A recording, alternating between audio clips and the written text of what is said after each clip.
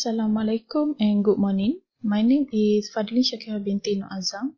Today, my partner and I will present about the Strategic Information System era. Strategic Information System (SIS) era is an era after Data Processing and Management Information System era, as both of previous era are internally driven, which focus on operational efficiency and management effectiveness. SIS is an external driven which focus on competitive. In late 1970s, a number of organizations had begun to use ISIT in ways that fundamentally changed from their business was conducted, changing the balance of power in their industry with respect to competitors, customers, and or suppliers. The use of ISIT had directly influenced the competitive position and become a new weapon to improve the competitiveness, implying a new relationship with ISIT investment and strategic development. It's aligned with the objective of SIS, which is to improve the competitiveness by changing the nature or conduct of business. Next is the four main types of strategic system. First is system that share information via technology-based system, which customer or supplier and change the nature of the relationship. This system can be categorized under linking to customer and supplier. Second is system that produce more effective integration of the use of information in the organization's value-adding process. This can categorize under improved integration of internal process. Third is system that enable the organization to develop, produce, market, and deliver new or enhanced product or service based on information. This categorized under information-based product and service. And last type is system that provide executive management with information to support development and implementation of strategy. This categorized under executive information system. That's all for me.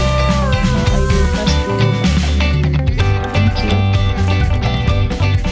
Hello guys, my name is I will follow my friend's part and I will introduce the success factors in strategic information system. And here are 6 main factors in the slide, so I'm going to introduce one by one. The first one is external. That means not an internal factor, more focus on looking at customers, competitors, suppliers, and other industries. We will collect the information from them. It will help us to create a strategic information system. And the second one is everybody not cost reduction. It means for the creation or implementation of a strategic information system, the menu is more important than cheap. So you have to do better than cheaper. And the third one is understanding the customer. I think this one is very important point because we need to know what they do with the product and how they obtain from it and what problems they may encounter. They all can help us to create a better strategic information system. The next one is the business-driven innovation, not technology-driven. The new or existing technology provides or enable a business opportunity or idea to be converted into realities, and the measure failures in using IT are often based on much better technology and bad business thinking. And the next one is incremental development. That means doing one thing and building on and extending the success by a further development. And the last success factor is using the information gained from the systems to develop the business. The product and market analysis plus external market research information. It can be merged and then recut in any number of ways to identifying more appropriate marketing segmentation and product mix. That's all my part. Thank you for watching our videos.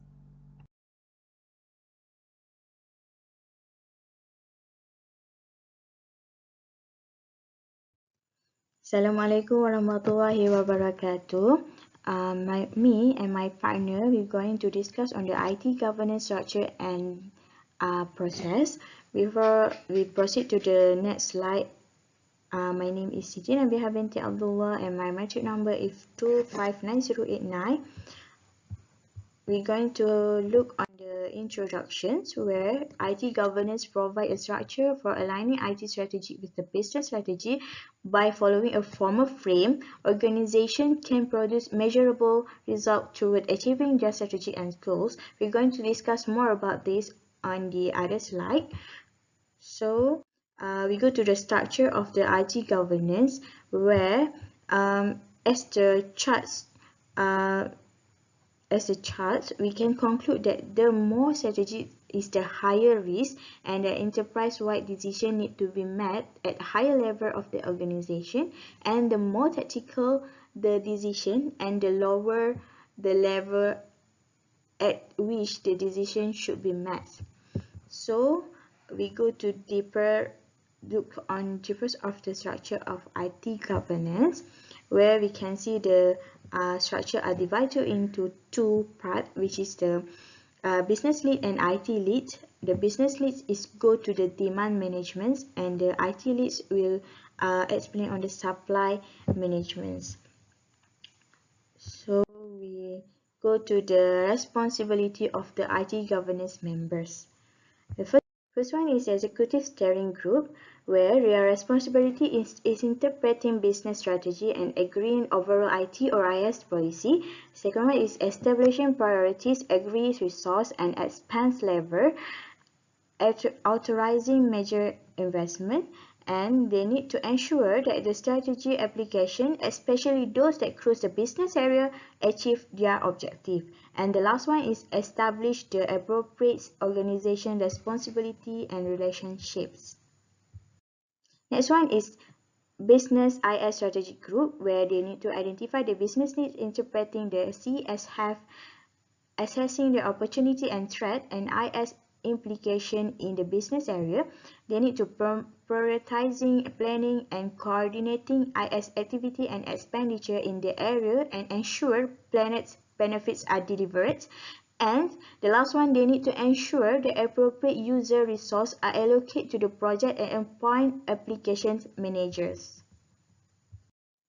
The third one is IT strategic group, where they are responsible to interpreting IT trend and development in the context of the organization business, ensuring resources are deployed to meet business priorities, developing IT resource and service in line with the business IS plan and monitoring the performance of the resource, managing the supply of technology and specialist brought in service, ensure the technical risks are very minimized. Next one is application management group. They are responsible to identifying and specifying the needs, benefit, business resource and the cost of the application to enable management to evaluate investment and set the priorities, managing development and ongoing use of system to ensure benefits are maximized, ensure business changes necessary to the benefits carried out, ensure the user resource are made available as needed and used effectively on project. Now we go to the service management group, where they need to translating the business need into the technical requirement and resource implications, selecting the optimum means of meeting the business needs, monitoring performance against budget or service level agreed with the business, ensuring the technical solutions are tested and quality assured to avoid application failure, plan the development of service and resource to meet evolving demand. Last one is the technology management group, where they need to understand the technology development, formulating option and communicating the implication, assessing the capability of the technology against knowns and the potential needs, planning and managing infrastructure development and migrations to minimize the risk and the business application. And the last one, they need to resolving the technical issue problem with the supplier and ensure service group are effectively supported.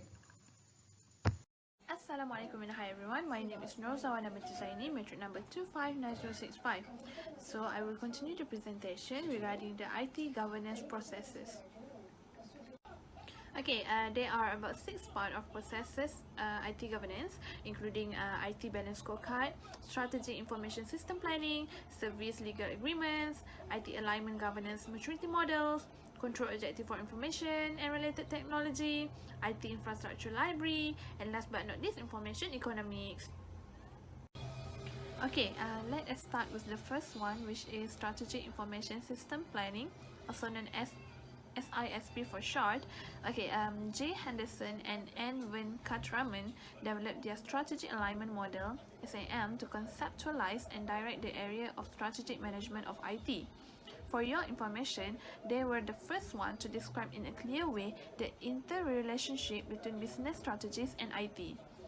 The model is based on 2 building blocks, including strategic fit and functional integration.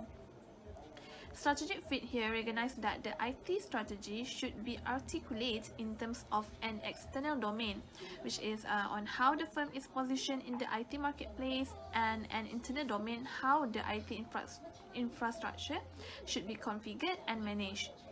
Strategic fit is equally relevant in the business domain with similar attributes but focused to the business.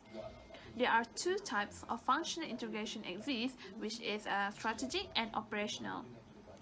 Strategic integration is the link between business strategy and IT strategy, reflecting the external components, which is important because for many companies, IT has emerged as a source of strategic advantage, while operational integration covers the internal domain and deals with the link between organizational infrastructure and processes and IT infrastructure and processes. Another approach for the practical implementation of strategic alignment is the balance scorecard. The person who introduced the balance scorecard at the enterprise level are Robert Kaplan and David Norton. Their fundamental premise is that the evaluation of a firm should not be restricted to a traditional evaluation, but should be supplemented with measures concerning customer satisfaction, internal processes, and the ability to innovate. Results achieved within these additional perspective areas should assure future financial results and drive the organization toward its strategic goals while keeping all 4 perspectives in balance. This concept has been applied to the IT function and its processes. Next is information economics. It is developed by Robert J. Benson and Marilyn Parker, where can be used as an alignment governance technique, whereby both business and IT people score IT projects and in this way prioritize and select projects. It departs from the return on investment ROI of a project and different intangibles such as strategic mesh of the project, business evaluation, and mesh with the strategy IT architecture IT evaluation. Basically, information economics is a scoring technique resulting in a weighted total score based on the scores for the ROI and the intangibles. Typically, scores from 0 to 5 are attributed, whereby 0 means no contribution and 5 refers to a high contribution. For your information, the values obtain a positive score while the rest a negative score. Moreover, in a maturing IT governance environment, service level agreements and their supporting service level management process do play an important role. The functions of service legal agreements SLA includes to define what levels of service are acceptable by users and attainable by the service provider, to define the mutually acceptable and agreed upon set of indicators of the quality of service.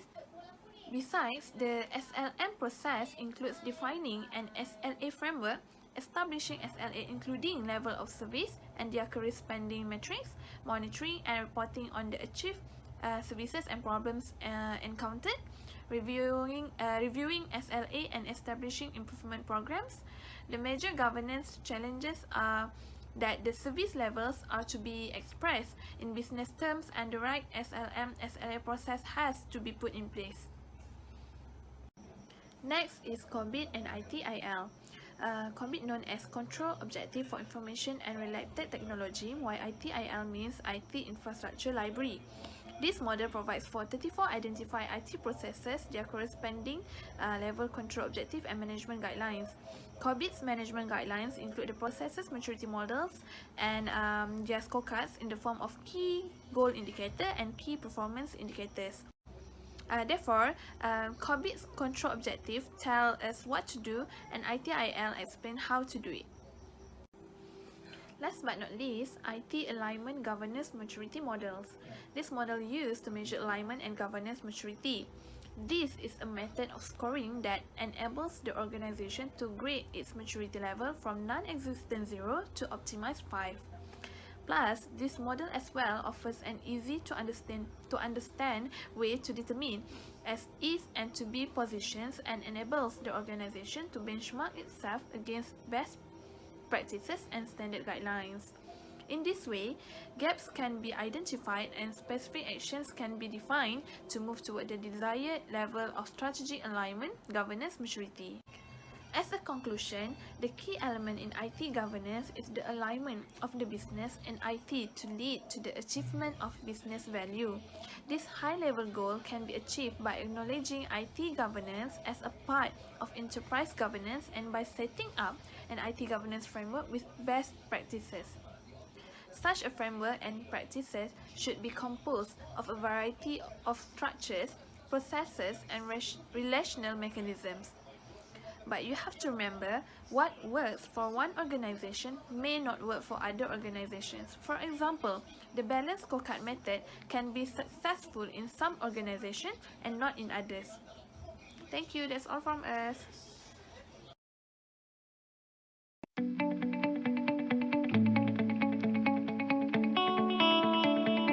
Hello everyone, my name is Ain Fadila binti Madod and my metric number is 261033. Today I and my partner will present on the topic of ISSP phases. Okay, as we know that there are 4 phases that we learn. First is visioning phase, second is analysis phase, third is direction phase, and the last one is recommendation phase. Under the visioning phase, this phase focuses to obtain a thorough understanding of the business situation, direction and vision of how the business will operate in the future.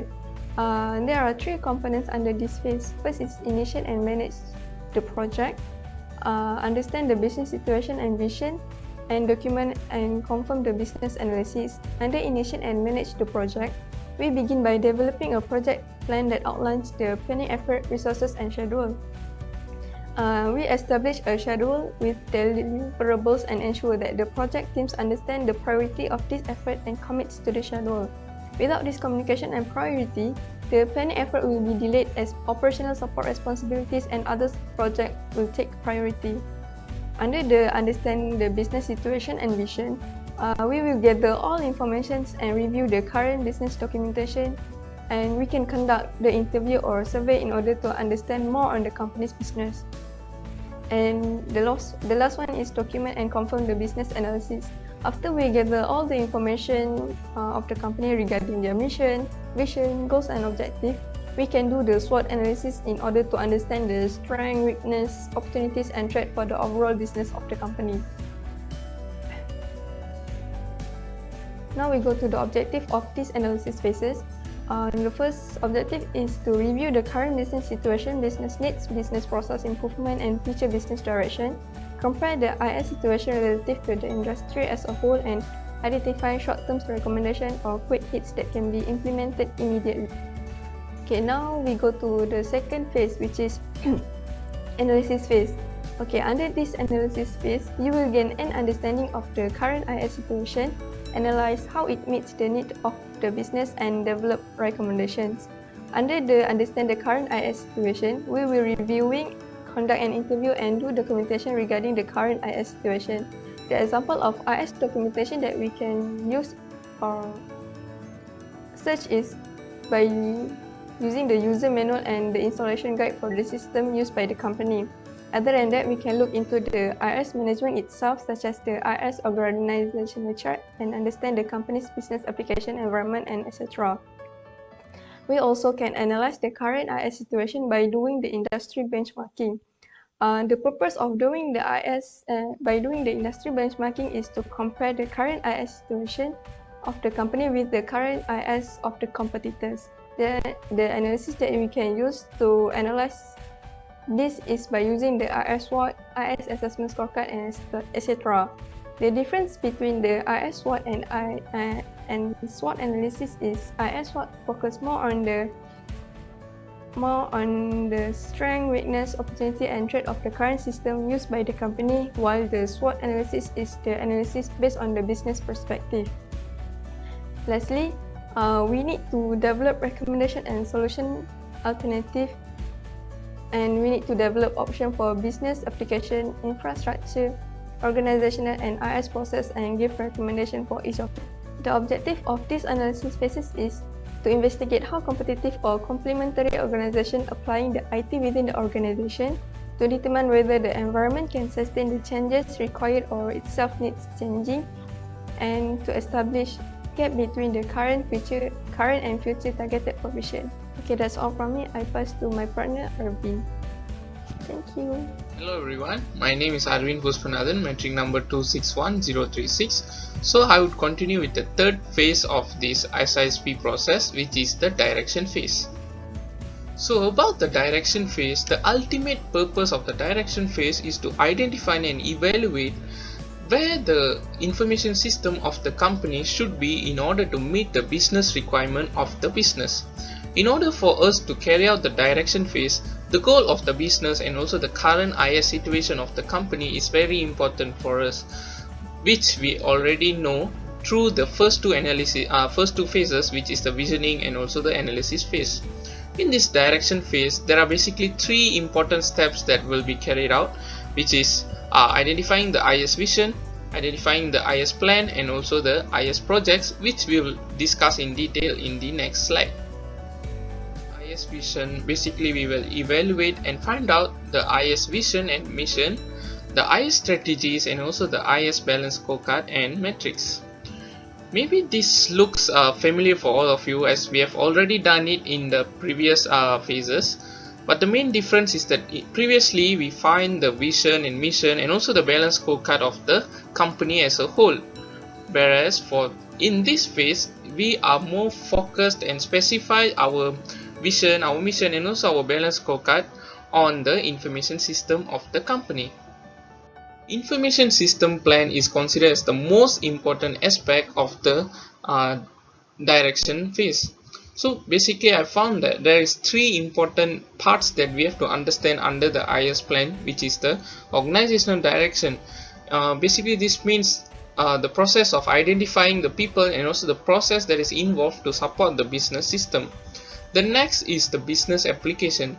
There are basically four grids for the business to choose from for the systems. The first grid is to spend time, resources, and also the money to develop the system. Second is to outsource the system, and also the third is to use package, while the last is to either use package or to outsource the system. The next is prioritization process. This basically means the process of identifying the projects that should be prioritized and are more important for the company. There are four methods in this process, which is squeaky wheel, return on investment, first in first out, and also consensus. The last aspect under the direction phase is the IS projects. There are three things under these IS projects, which are identify projects, identify IS benefits, and also to identify IS costs. Identify projects means the business has to identify necessary projects or the projects that are required for the company and prioritize them according to the level of importance to the company. The next is to identify IS benefits.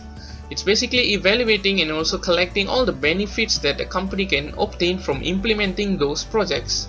And the last is to identify information system costs. Of course, you may understand that it is about calculating the cost of implementing those projects, but then the business has to always bear in mind that the benefit that they obtain from implementing those projects must be always higher than the cost incurred for those projects. Let's move on to the last phase under the SISP, which is the recommendation phase. The main purpose of this recommendation phase is to have a detailed roadmap on how all the projects will be implemented and carried out successfully. The requirement for this phase is of course all the previous three phases that we discussed, and also the three steps involved in this recommendation phase is to develop roadmap, to develop business case, and also to communicate plan. Having a roadmap basically means having a proper schedule on when and how a project should be completed, and organization impact basically tells us about the impact that all the projects that we implement as on the organization. After implementing all the projects, risk assessment and mitigation has to be done to evaluate and analyze the impact of those projects on the business. Business case is basically the summary of all the benefits that the business obtained from implementing the projects. An ongoing planning and steering committee will be established to monitor the progress of the systems and projects in the company. Since all these new systems and projects are new to the company, a proper communication should be done by the management to the employees. So that's all from us. Thank you for listening. Have a good day. Thank you. Assalamualaikum and hi everyone, I'm Hana Nabila. Today, me and my partner Arif will be sharing with you guys about the relationship between business, IS, and IT strategy and how all these strategies interconnected with each other. So firstly, let's understand the relationship between business, IS, and IT strategies. So from the diagram, you can see that business strategy is at the top, followed by IS strategy, then only IT strategy. So why business strategy will always be at the top? This is because business strategy acts as the future direction of the business. So any decision or investment to be made should be aligned with the business vision and mission, including IS and IT strategies. So firstly, IS strategies is the organization's requirements or demands for information system to support the overall strategy of the business. So it is basically the application or system that fits the organization's needs and priorities. Meanwhile, IT strategies is outlining the vision of how the organization demands for information system will be supported by the technology, whereby in return, IT strategy will help to identify adequate infrastructure and services to develop the system according to the IS strategy, such as software and hardware, IT operations, system development, and user support. So concisely, it is very important to understand business strategy first, including the vision, mission, business scope, and also the competitive environment to maximize the IS and IT potential in improving the business productivity and to make sure that the IS and IT strategies are aligned with the business goal. Moving on to the importance of IS and IT strategies. As you guys can see from the slide, we have prepared the acronyms, which is ACCPR, for you guys to easily remember the point. So basically, it is crucial to develop IS and IT strategies in order to ensure alignment of IS-IT with the business, where IS-IT contribute the most. Secondly, strategic IS-IT planning helps in building a cost-effective yet flexible technology infrastructure in the future. Thirdly, it supports the business in gaining competitive advantage from business opportunities created by IS-IT. Fourthly, it also assists the business in determination of priorities for investment. And also, IS and IT strategies equip the business in developing appropriate resources needed to deploy IS-IT successfully. So that's all from me. I'll pass to my teammate Arif. Thank you, Hanan. It is said that the consequences of not having an IS-IT strategy are really severe. You can remember the things by this formula. SPM FBI, SPM in Malaysia and FBI in US. So let's see what is actually SPM FBI refers to. SPM FBI generally refers to support, priorities, misunderstanding, financial, between, and integrated. So, as in SPM referred to support, since the implication is negative, so we can conclude that the ISIT development is not supporting the business objective. This is because they don't go like a thorough planning of IS process, IS planning. So it does not supporting the business objective. The second one is P. P means priorities. There will be no priorities in determining which ISIT projects that should come first, resulting in the constant change in planning and lowering its productivity. The management later on will so confused in planning and wasting a lot of time there. M refers to misunderstanding. There will be a misunderstanding that may arise between the users and also the IT specialists, which lead to conflict and dissatisfaction. This is because they could not find a point of understanding in having these systems. Next is FBI. F in FBI means financial. Since no thorough plannings looking for the right method of getting the planning done, so it most likely that they will make the financial as the sole criteria in choosing the IS project. B in FBI means between. The problem in IS or IT may arise conflict between parts of the organization. This is because the system not only used by IT department but can be the whole organization. So the risk is that. The third one is the I. I is referring to integrated. The system is not integrated well, leading to duplication of effort and also no information coherent between many parties that use the systems. All in all, to remember the importance of having IS and IT strategies, we use acronym ACCPR. While to remember the effect of not having IS or IT strategies, we are going to use the acronym SPMFBI. That's all from us, me, Muhammad Arif, and Hana Nabila. Thank you. Assalamualaikum warahmatullahi wabarakatuh. So, for today, my partner and I is going to present the approaches of ISIT strategy development. So, my name is Fatin Nabila binti Ibrahim, metric number 261048. Over the years, organizations have adopted a variety of approaches in planning ISIT investment, but unfortunately, these not always resulted in the organization deploying ISIT strategically. Earl has studied the changing focus and increasing maturity of ISIT strategy process in a number of organizations and has identified 5 main types of approach. So the first one is the business-led, the second one is the technological, the third one is the method-driven, the fourth one is the administrative, and the last one is the organizational. An organization can identify from the types of planning approach in place where it is in relation to the eventual need for integration of ISIT and business planning and which approach it needs to adopt in the short term to move it toward the eventual goal. So the first approach is the business-led. It carried out mainly by IT specialists who define as ISIT investment plan based on current business strategy. While acknowledging IS as a strategic resource, with this approach, the organization is taking the view that the business strategy should lead ISIT strategy and not to the other way around. The business strategy is not challenged, and the approach does not explore competitive opportunities through ISIT unless incorporated in the business strategy.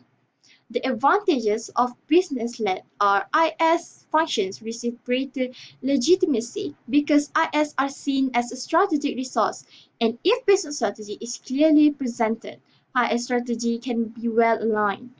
On the other hand, the advantages of the business-led are users complain of inadequate involvement and emphasize on top-level input reduce contributions of users and visibility of local requirements. So the next one is the technological approach. So ISIT planning is seen as an exercise in process and information modeling.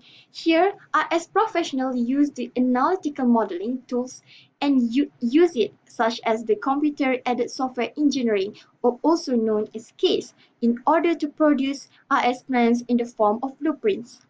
Perhaps one each for applications, data, communications, and computing.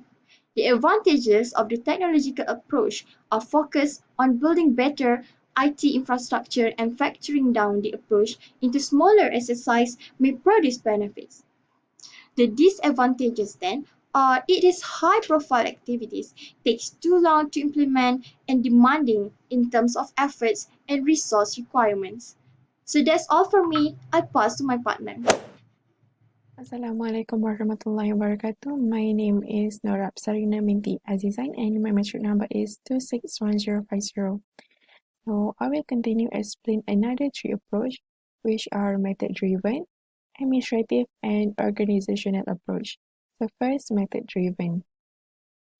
Method-driven approach, it uses techniques to identify IS needs by analyzing business process, and it often uses prescribed by consultants. And this method uses top-down analysis of information, need, and relationships. Advantages of this approach: first, provides a methodology which are formal techniques. Second, plug strategy gaps. And third, raises strategy profile which show the need for business strategies. These advantages of this method: first, it is a limited user involvement. Users may view this method as unreal and high level because it excludes the managers. Second, too influenced by method. Introduction of a formal method rarely provides a remedying because it is unlikely to be a strong enough strategy. And lastly, implementation unlikely. General managers see this as business strategy making in disguise and become resistant of the options suggested by the application of this method. And as a result, IS strategies plans may lose their credibility and never be fully initiated, and recommendation may be forgotten. Okay, next is administrative approach. Administrative approach establish IT capital and expand budgets to achieve IT goals that based on prioritized lists, and IT plans is established by the steering committee or management to implement and approve IS initiative. And this approach also analyzes business plans at functional level to identify where IS or IT is the most critical. Okay, advantages of this approach. First, procedure is visible. All users and units have opportunity to submit proposal. It also emphasizes on viability, project approval, resource plan produce, application development portfolios that are eventually implemented, and IS managed in congruence with other activities, permitting complementary resource to be allocated in parallel. And disadvantages of this approach: first, it viewed as not strategic.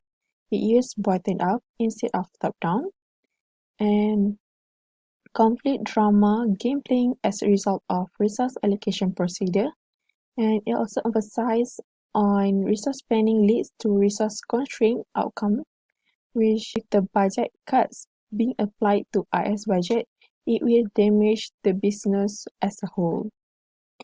Okay, the last one is organizational approach. It develops teams for IT investment that based on business agreement of how IT can help achieve business objective.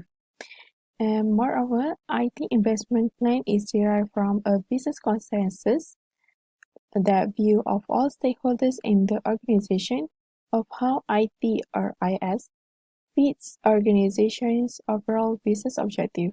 And advantages of this approach: first, as ISP becomes normal, and it also emphasizes on implementation and promotes IS user partnership. And disadvantages of this approach: first, soft methodology, because approach is fuzzy or soft, not always confident that it can be transplanted to another part of the business. The last one is architecture. Architecture becomes difficult. Incrementalism of this approach leads to creation of inferior infrastructures. Okay, among 5 approaches that we have mentioned before, the most adopted approaches are business-led, administrative, and organizational. And if the organization is poor at formulating business strategy, it will have considerable difficulty developing an IS or IT strategy. So that's all from us. Thank you. Assalamualaikum and a very good day. My name is Nur Amiratul Akila binti Nur Azmi, metric number 261052, together with Reshana Priya, metric number 261060 from Group A, will be presenting about consolidated balance scorecard for our subject Information System Strategic Planning by Dr. Hafiza. Good day, my name is Reshna Priya and my metric number is 261060, and the topic that we've given is the consolidated balance scorecard. So in general, a consolidated balance scorecard is basically a balance scorecard with the incorporation of critical success factors. So there will be the incorporation of critical success factor analysis. So it does not just stick to the conventional balance scorecard where you figure out what information that you need to measure to check whether it's in line or it's against your objective, but it also incorporates critical success analysis, so you're able to identify what kind of actions that you have to take in order to help you measure that information and then further check and see if it aligns or it goes against the business objective. So before dwelling in deeper, I think it's best to know what a balance scorecard is in general. So balance scorecard is basically a scorecard where you put in information on what you need to measure and to see if it's against your business objective. And the purpose is basically to identify the information that you need to measure the performance, your business performance. And the measurement will be done based on the past performance data. So you'll use the business performance data of your past, like a year ago, 2 years ago, and so on. That data will be measured to see if is it in line with the objective or it's against. And this will actually help narrow down the business to really look into the problems and what kind of information is crucial to help stop anything that's hindering the business performance. And then later on, you can rectify those problems. So a typical consolidated balance scorecard will consist of the objectives, the measures, the actions, which is the critical success factor, and also the initiatives or the information needs. So we'll now break down the consolidated balance scorecard further. Just now, Rashana just defined about balance scorecard, and you guys able to understand it more in depth about balance scorecard. But how about consolidated balance scorecard? Now, I will define about consolidated balance scorecard. Consolidated balance scorecard, or known as BSC, is the output from the construction of balance scorecard and the CSF analysis, which is critical success factor analysis that can be combined to provide a more comprehensive set of IS requirements. BSC link measure to business objective, while critical success factor analysis identify what is critical to achieving results. Together, both techniques provide rigorous assessment of prioritized IS opportunity given the business strategy. The combination between balanced scorecard and critical success factor analysis can lead to the derivation of improvement to operational activities.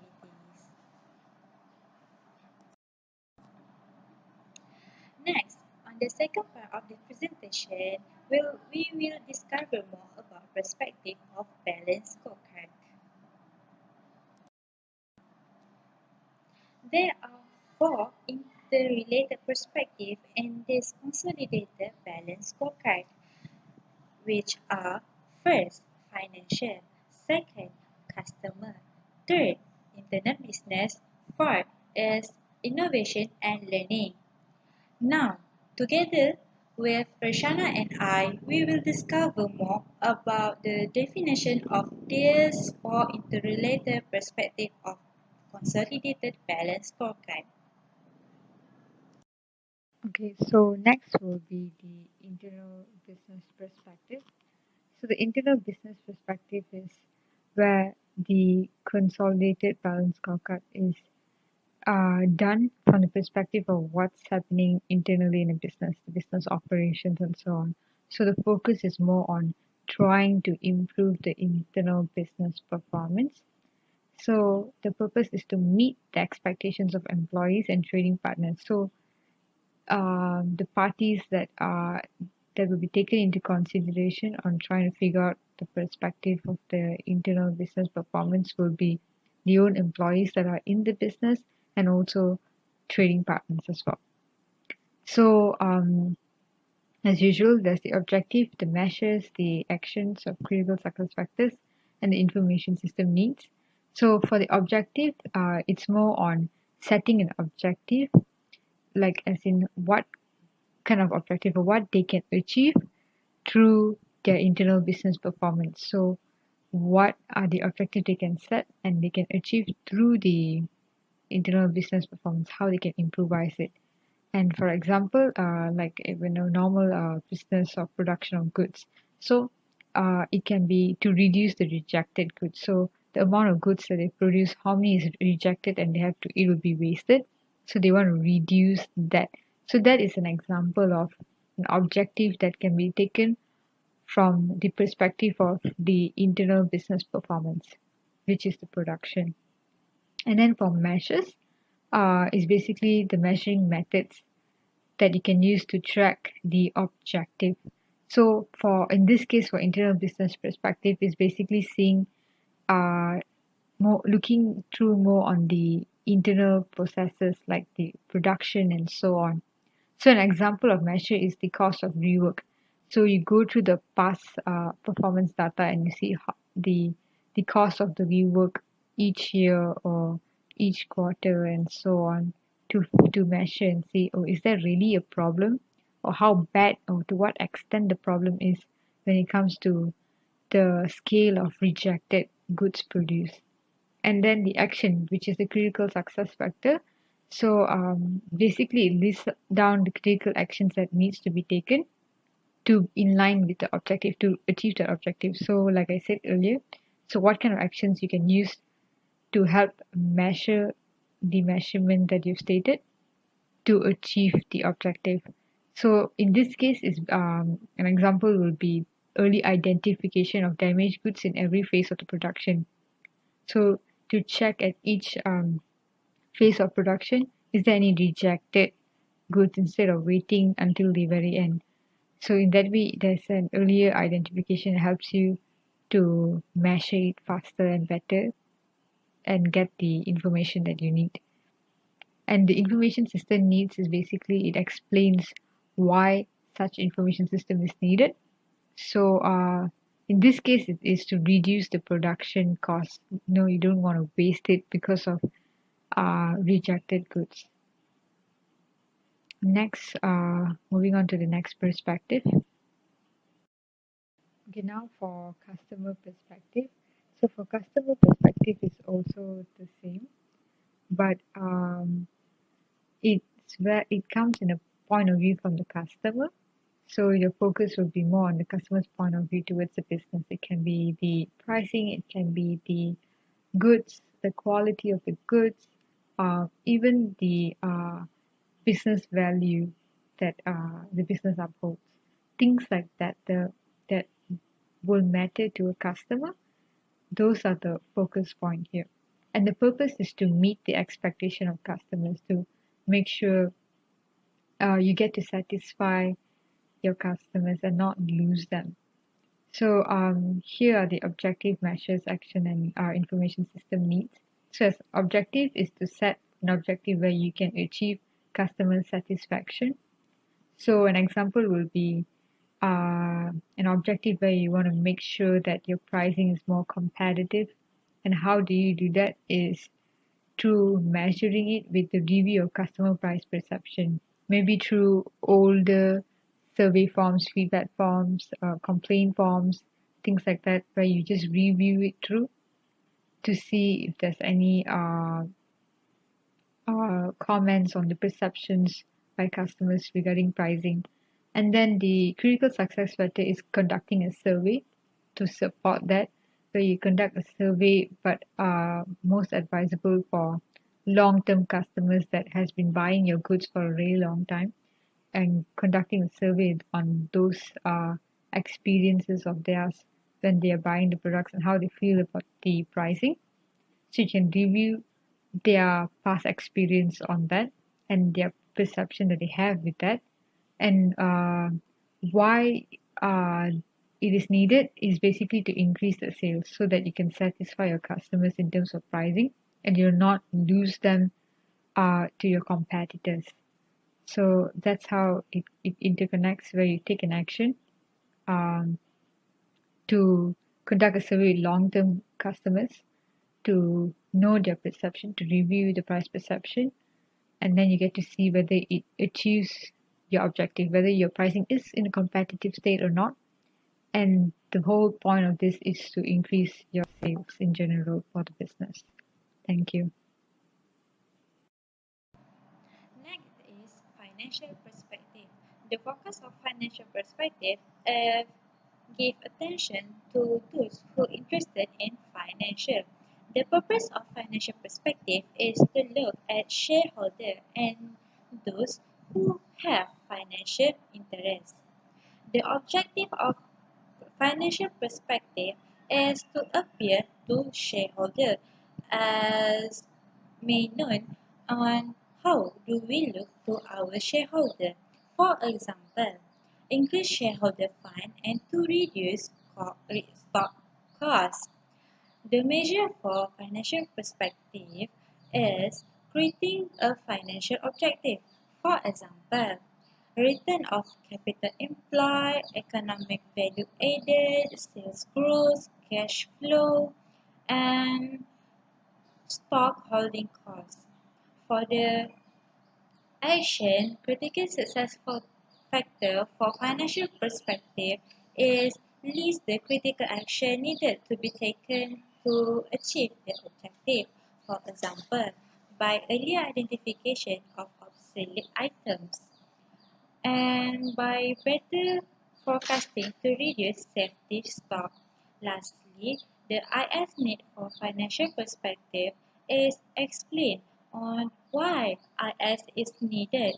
For example, for reduce stock and cost, the IS need a new stock turn analysis which is ABC and improve sales and stock forecasting.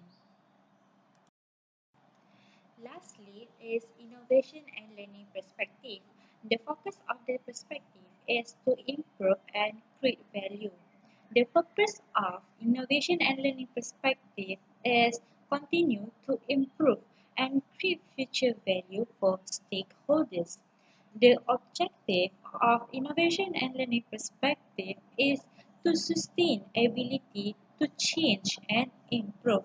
For example, find new channels to reach SME customer, which is for a wider segmentation with our customer, and ensure employee give the best performance to entertain our customer with their skills and all the training provided by the organization. The measure of innovation and learning perspective is creating an innovation and learning objective. For example, people. People which is consists of employee, where a measure can be taken by employee retention training, and skills, and also morale. The system measure that can be taken is to measure of availability of critical real-time information needed for frontline employee. Next is the action critical success factor for innovation and learning perspective is list the critical action needed to be taken to achieve objective. For example, by identification of employee lack of skills and training, and the organization also can provide a survey to their customer if they have any feedback or any problem regarding the service provided. Lastly, the IS needed for innovation and learning perspective is to explain why is information system is needed. For example, improve the system innovation and employee motivation and welfare so that the organization and production can be run smoothly and happily. With that, that's all for consolidated balance scorecard from Reshana and Amiratul Akila. With that, have a nice day and thank you. Good afternoon, doctor. My name is Pang Wen Shem, metric number 261635. Today, me and my friends Divya will be presenting Information System Balance Scorecard.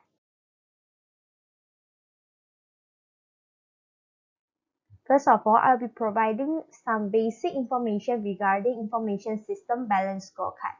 So basically, IS Balance Scorecard is used to assess information system performance of a company to ensure a strategic advantage provided by the information system and the alignment of information system investment with the business strategy.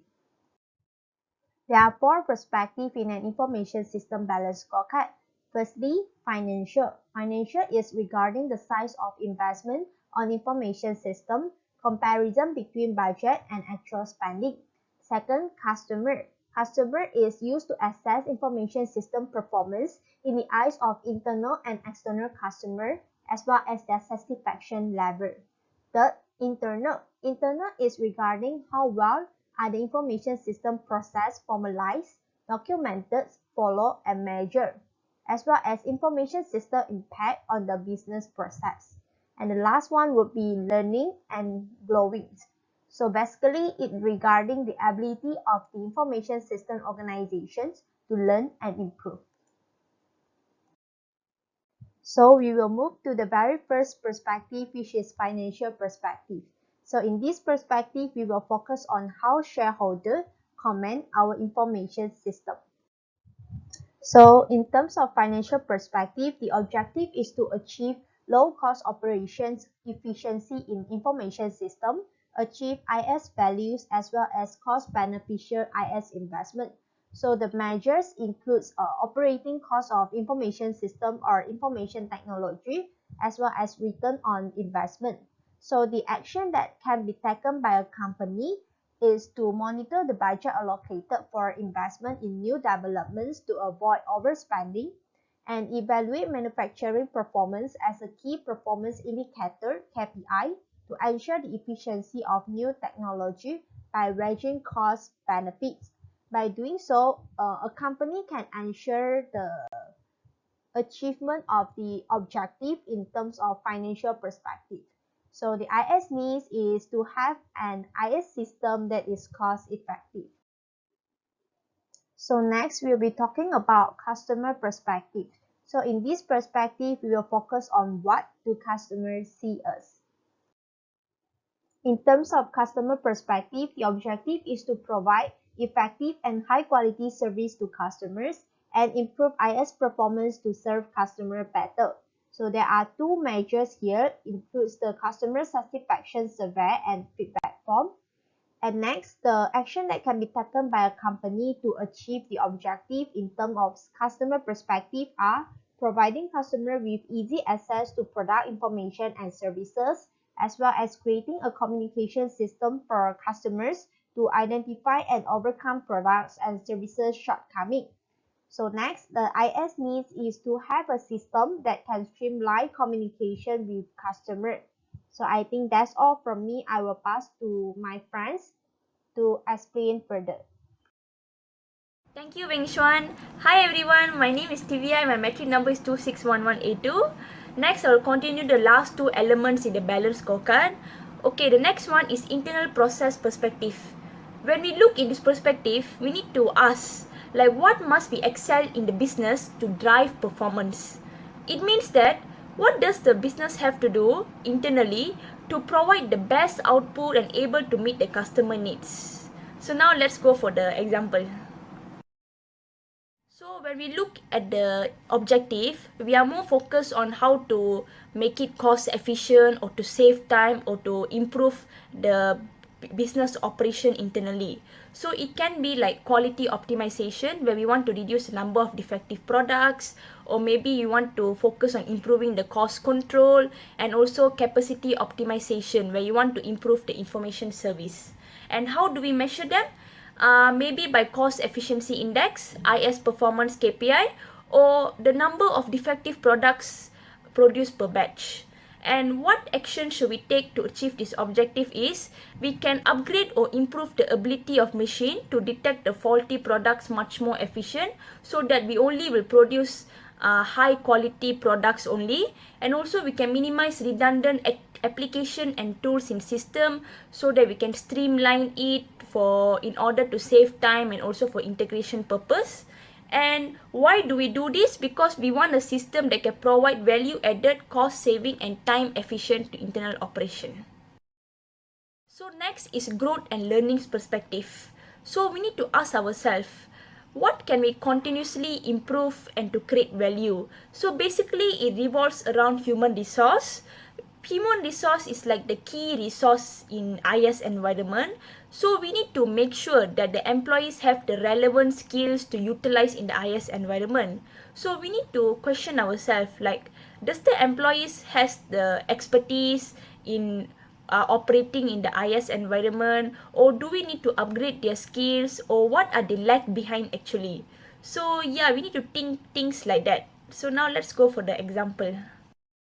Looking at the objective, one of the main objectives can be to develop the necessary skills for employees, especially the IT and IS skills.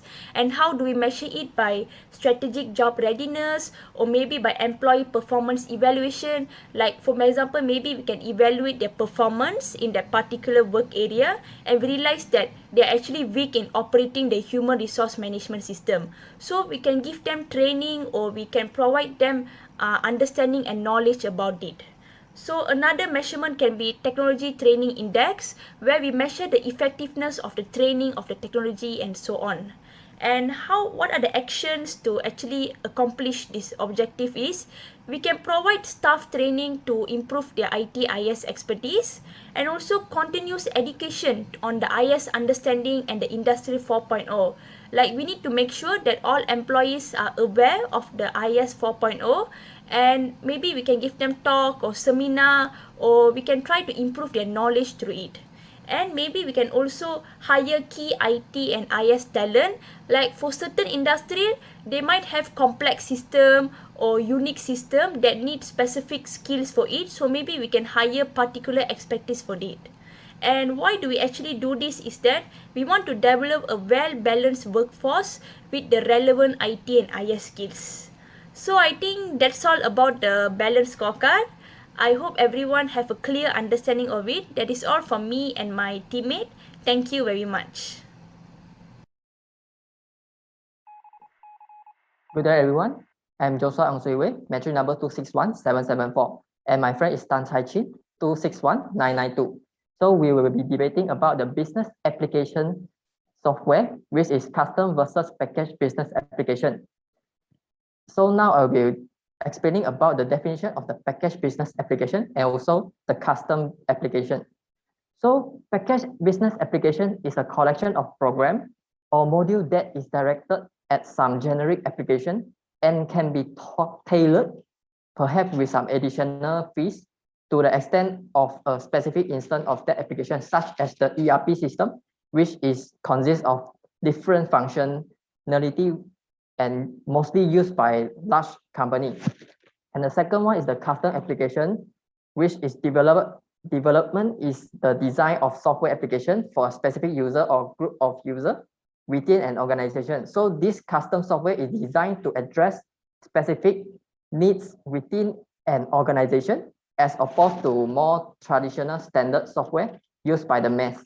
So an example of the custom application development software is the freelancer, which built by the normal programmer.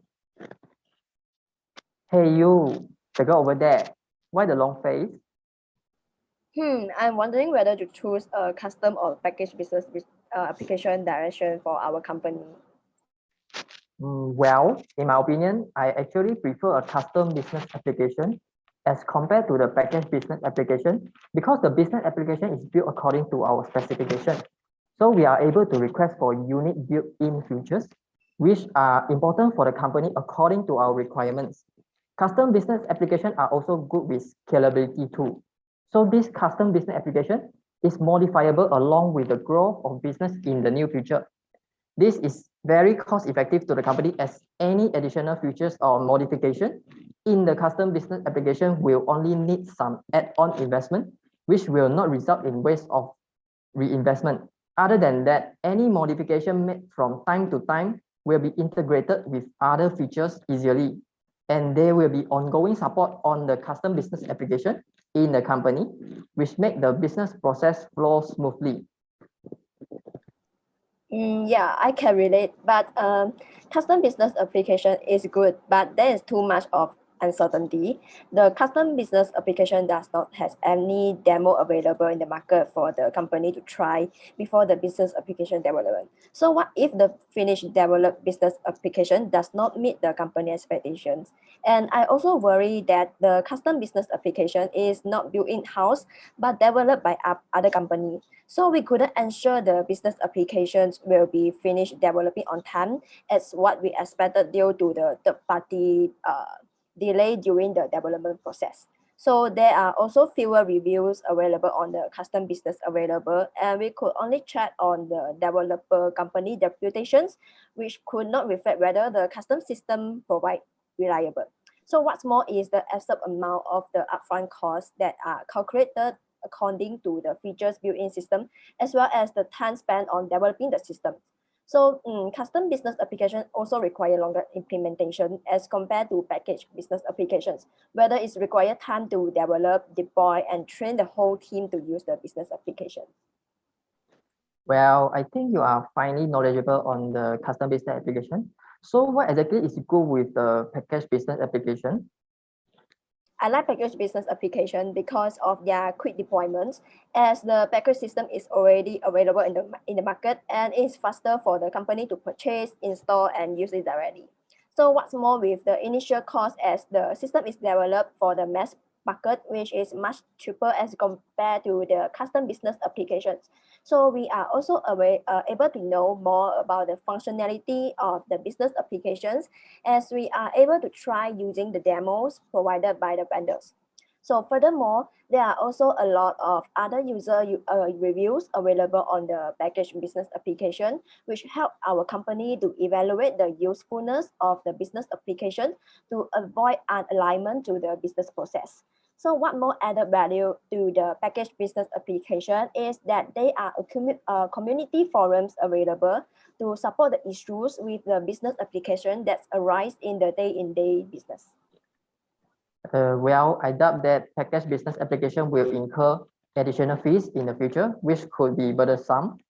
Moreover, we could not directly control over the business application, as any updates will be made by the third party, which proves time-consuming as additional training is needed by the employees. So package business application is not flexible, as not all the features needed by the company come in a package business application, and we need to pay extra money for that particular features. Hey, both of you, no need to argue over this. There's no better or worse business application. It's just about the fitting to the objective and resources of the company. So as shown in the slide, this is the matrix that can be used as a guideline or framework to determine how to implement a system. So I will explain to you from the grade 1. Systems that are strategic and unique to the business must be this area where we invest most of the time, money, and resources. We will custom a build system in this area because we will need to tailor this system to the business. As example of the system in this area is the customer information systems that would include specific information about how the customer is using our products. So now we move to grade 2 is we will purchase the vendor supply packages for the business application. They are strategic but have common requirements unless we will gain a strategic advantage by significantly enhancing the system in some way. So for example, in this area is the customer bulletin board systems. And for the grade 3 system that are non-strategic but unique to the business will be outsourced. This could either be the vendor package solutions with modifications or a customer build solutions. However, if the needs are not strategic, we should not invest considerable resources. We will determine the least costly alternative in terms of the implementation and the total cost of the ownership. As example for the system in grade 3 is the configurator to order and build our model number. So now we move to the last grade, which is grade 4, for the system that are non-strategic and common. We will utilize the vendor packages or outsource the functions. We will install and maintain the system in this area with a minimum time, worry, and resources. We will accept it even if it does not fit the business agility. Even though these systems are still very important to the daily functioning of the business, but the idea to spend a little time and money on the system in the area in either implementation or maintenance. So for example, the system in this area are the account payable, account receivable, and the general ledger.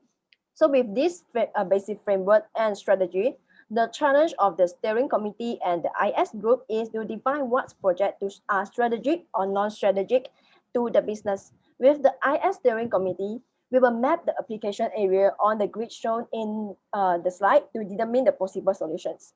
We will do this by examining what impact of the applications would have on the business goal and missions.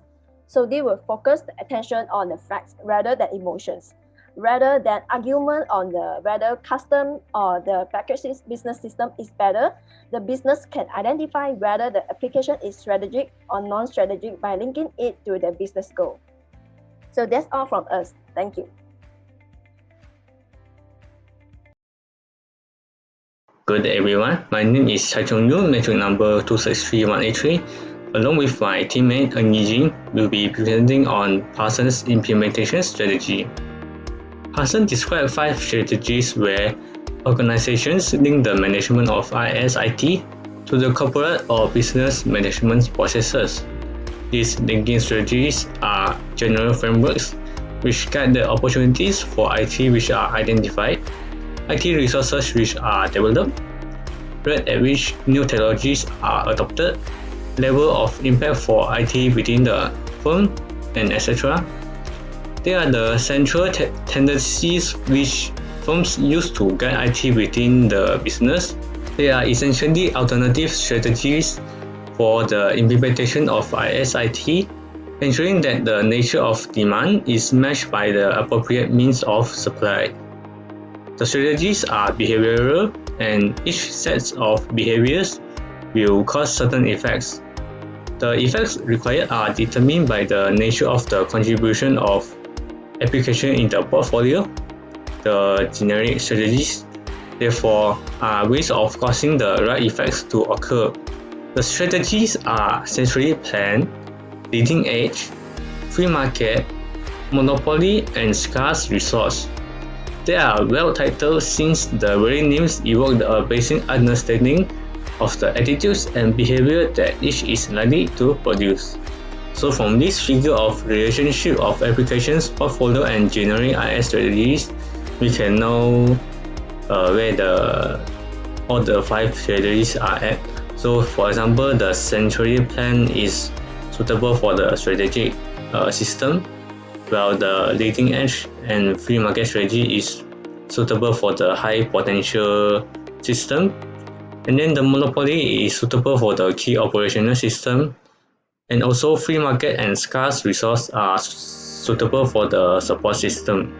Good day, doctors. I'm Ng Jinx and my metric number is 26292X. The first implementation strategies is central plan. This means the implementations of strategies need central coordination by senior management. The seniors and executive management needs to be fully aware of the development because of its potential impacts on the future business strategy. Thus, this implementation strategies is more suitable for strategic systems because these strategies can ensure the attention of senior management, so can make sure the objectives are met and necessary resources are applied to deliver the solutions in the time required, which can lead to the guarantees of success. A task force approach will apply in these strategies, which means the implementations will be led by a senior business manager, and at the same time, the teams must be built by those who are dedicated, high quality, have excellent knowledge of the area affected, and the authorities to agree to business changes. Those who have good IS or IT skills and knowledge in designing the system and managing the technical aspects of its implementation also are required to be in the team. However, there might be some difficulty in achieving success in some organizations as it requires key people dedicated to those teams. So it might lack key people and various strategic developments cannot be undertaken at one time. Thus, rescheduling is required for this implementation strategy. Next implementation strategy is leading edge strategy. The implementation of this strategy requires the involvement of IT specialists to provide an objective assessment of the capabilities of the technology and to determine the long-term implications to the organization of adopting a particular technology. The evaluation of new technologies should be done based on potential business idea or need and related to the business. IT specialists may gain lead from surveying technology used by other organizations that may be potentially applicable for the organization.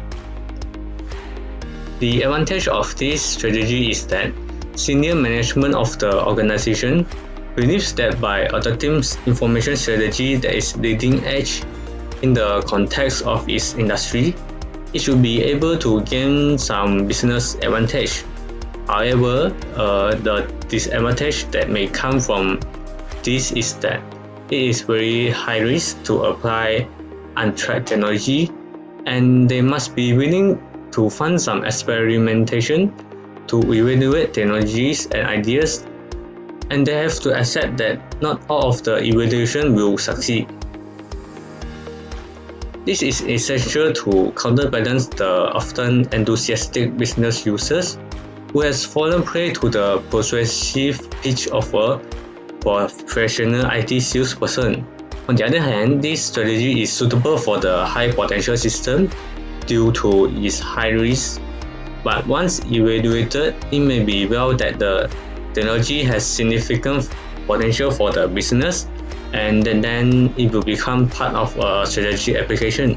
However, it may not, and it will be prudent if the technology is only relevant to key operational or support needs. To proceed more carefully in line with the pace of adoption of technology in the industry, and if there is no advantage to be gained, it is perhaps best to let others take the risk. The next implementation strategies is the free markets. In these strategies, line managers are accountable for the performance of the business activities within their areas of responsibility. So they should be able to make beneficial decisions about IS and ITs and not be interrupted by others in achieving their performance targets. There are some advantages for these strategies, as the business problems can be settled by the IS or IT solutions, which are the most suitable and close to the problems. This also leads to strong motivations to ensure the system works and fits the problems. However, this system also has some disadvantages, which are difficulties in integrations of data and systems, because a wide range of incompatible hardware and software might be acquired. Besides, it also might lead to high and unacceptable long-term costs. Usually, this implementation strategy is more suitable for a high-potential system. Besides, if this strategy operates within the limitations in the types of technologies permitted in the organization, it also suitable use in producing support systems needed by the various functions. Next implementation strategy is monopoly strategy. The influence of centralized IT management of supply option will standardize on solutions to provide integration of data and system, and also to control cost of technology to the organization. The most expedient and perhaps ideal solution in each case has to be compromised to enable the long-term best set of solutions for the organization to be achieved at an acceptable overall cost. Senior management must set the priorities to make best business use of the IT resource available, or if that is unsatisfactory to line managers, the senior management should increase the size of the resources. The advantage is that if it is well directed in terms of business priorities, and if users are competent in specifying their needs, then a high quality, integrated, maintainable system are procured or developed and then supported in an overall cost-effective way.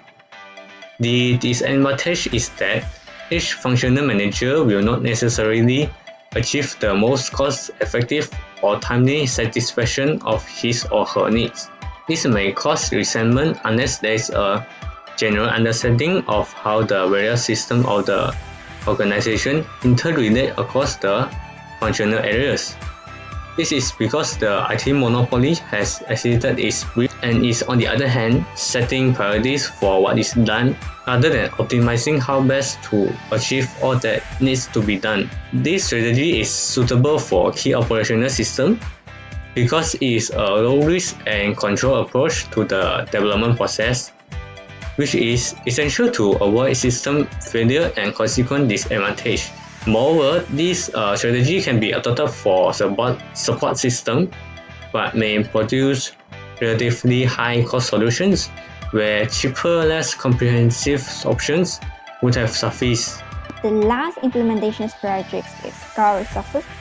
In these strategies, a financial strategy that control the spending on IT through a budget limitation will be used, within which those investments that provide the greatest returns for the spend will get priority. Thus, every instrument will be evaluated and justified financially, and the most cost-effective solutions to deliver economic benefits should be selected.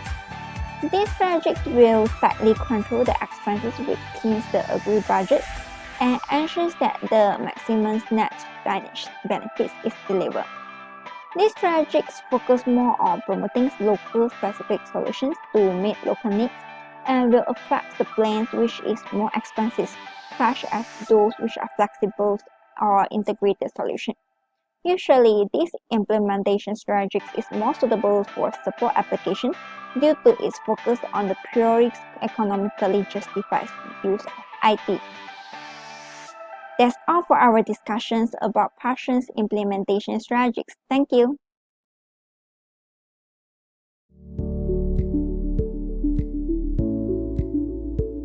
Good day to Dr. Hafiza and my fellow friends. Today, I and my teammate, Lai Jianwei, will discuss about the topic of application portfolio. My name is Melvin Chojiawei with metric number 263407. Okay, so before that, we would like to know what is application portfolio management models. It provides the means for balancing the portfolio and the life cycle of application. They also provide the management with different approach to meet the organization objective and to maximize the benefits. The primary purpose is to find the best strategic combination of portfolio items and optimize their use. Besides that, application portfolio metrics were originally developed for AS or IT asset management purpose. And historically, traditional portfolio models show the relationship of the system to each other and the tasks being performed rather than the relationship with the business success. So So the strategic grid is intended to plot the overall expected contribution of IS or IT business success. So the application portfolio matrix is used to plot the application based on their potential contribution to achieve the future business goal and the degree of dependence of the business for achieving overall business performance. So the model suggests that all existing planned and potential applications are plotted into 4 categories. They are strategy, high potential, key operational, and support. So the application have a life cycle and move around in the matrix over time. High potential applications are risky and evaluation of whether they are strategic important or if they have potential to become the strategy is needed. When an application no longer can be characterized as a high potential, for example, it is commonly used across the industry, it becomes the key operational. Similarly, applications that are strategic evenly become key operational when the market matures. To maximize the long-term contribution of the application, proper management in the relevant quadrant and transition across quadrant is a key. The first category is a high potential application, are applications where one or two of the why, what, how question has not been answered, which implies that a further evaluation is necessary to answer the remaining questions. So there are 3 points in the high potential quadrant. The first one is a new technology on its own does not need any benefits, which means the organization must discover how to implement it in a way that delivers the benefits. The second point is a separate risky venture from mainline activity by not integrating application in important process until they are evaluated and their contribution to the business are accepted. In order to minimize the negative impact on the organization should the application be unsuccessful. The third point is the cost control is important since the high potential applications are new but still might have not been scaled. In the second category is strategic. Application feel the why in strategic business terms need to be resolved in addition to the how and what. So it is important that the rationale for the strategy system is explicit and logically from the business strategy of the organization. So let's look at the 2 points of the strategic quadrant. The first one is let business drive the improvement in the system, however, not only on return on investment, but also based on how it will affect in the system field to stay ahead of competition. So the second point is a business process to be continuously evaluated to assess how improvement in application can increase value added. Good morning everyone, my name is Elijah, mentor number 263206. Now I will present about the key operational application and the support application. For the key operational application, improving performance and avoiding the disadvantage, answer the why. To answer how it should be done, the what has to be defined and to what system. For the key operational quadrant, first, the application in this quadrant should only be enhanced or redeveloped when the changes are made in the business and only in order to avoid the disadvantage from those changes. Second, the quality of the application in this quadrant is important since the compromise will reduce the economic advantage when the maintenance costs rise. Next, the support application. The support application are relatively straightforward since the main objective, why, being improvement in efficiency, and the existing task and the activity determine the what, plus the how to imply how it should be done in terms of the cost-effective use of the IT. For the support quadrant, first, the software package or the outsourcing are valid alternative and available since the applications are similar in many companies and no competitive advantage can be gained here in-house development. Second, the quality should be maintained in relation to the cost of failure, and in general, the application should not be enhanced unless the return is certain.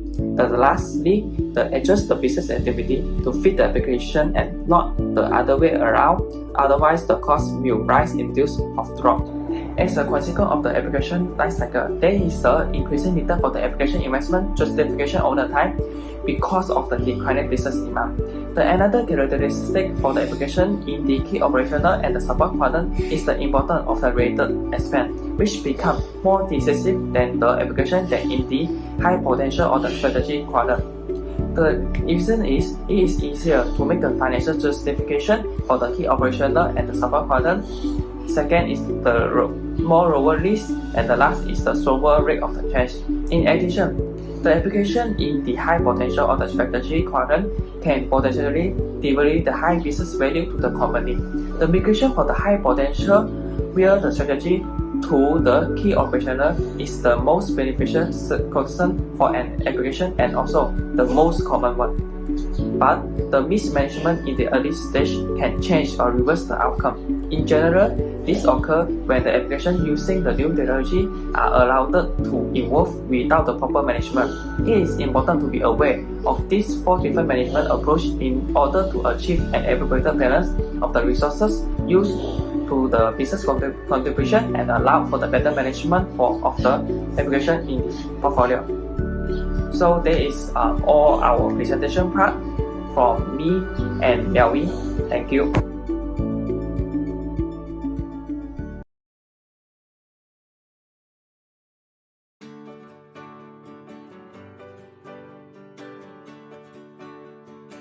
Assalamualaikum warahmatullahi wabarakatuh. My name is Nurasha Fitri binti Abdullah, metric number 263804. So today in this video, my friends, which is Nur Amal Shohada binti Rizwan, metric number 263811, and me will explain about types of applications. So in developing or evaluate the system, there is 3 types of application need to be considered in order to produce a good applications that friendly user. So a good application will strengthen the relationship between the company brands and the customer, the management and employee, and also company itself with their shareholder. So 3 types of application that we will present today is, the first one is a substitutive, the second one is a complementary, and the third one is a innovative. Okay, so let's start with the first one. The first type of application is a substitutive. Substitutive is a technology replacing people with economic beings, the main driving force in the organization, which means that the organization do some transformation in their process or their facility from manual to automation or computerization. As an example, previously the organization record their transaction and process manually. But after realizing the benefits of automation, they decide to transform from manual process to use a system or a machine. So, why an organization should change from manual to automation? This is because it gives a lot of benefits, such as it will improve the efficiency, it can give more reliable reports, and it will also help to lower the cost. Next, I will pass the presentation to my friends. The second types of applications is complementary. What is complementary in applications? Complementary is improving organizations' productivity and employee effectiveness by enabling work to be performed in new way. In complementary of applications, the benefit that we can gain is increase the efficiency of the company. The applications in complementary will help aligning the human resource practice to treat employee as the value owner, and this will optimize the opportunity to create and maintain competitive advantage. What example that I can give is high performance work system, which is we also call HPWS. Okay, HPWS will help to build commitments to increase profitability. So this system emphasizes employee involvement and reflect on a commitments to create the organization culture based on the commitments rather than control. At the same time, the culture of a high-performance organization emphasizes the pursuits of the excellence and expect employee to be well qualified, highly competent, and constantly engaged in improving the organizations. So, the last type of application is an innovative. Innovative is achieving a competitive edge by changing trading practice, creating new market, and etc. Basically, innovative is an example of re-engineering. So, what is re-engineering? Re-engineering is meant by creating a new technology or improve an existing technology to increase of its use. What's meant here is we redesign an existing technology to make it more into advanced technology. As an example, a computer is innovate into a laptop. Next, the benefit of innovative. The benefits are increased productivity, improve standard of living, and also give better quality. I think that's all in this video, guys. Thank you for watching and stay safe.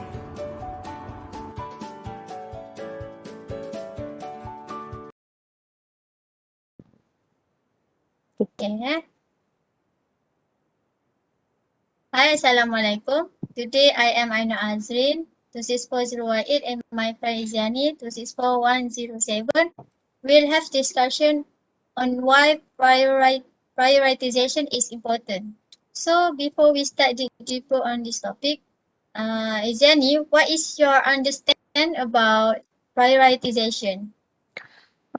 In my understanding, I think prioritize refers to how we determine and deal with the most important thing first before we proceed with other matter. Is it right? Yes, you got the meaning correct.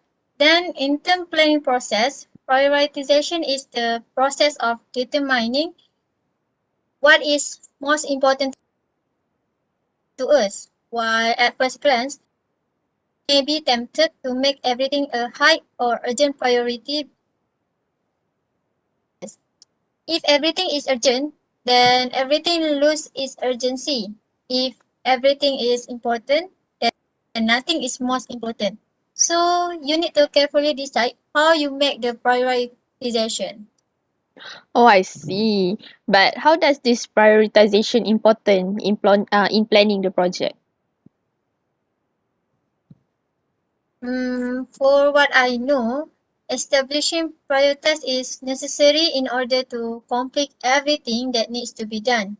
Therefore, prioritization is important to allow us to give our attention to tasks that are foremost and urgent so that you can later focus on lower priority tasks.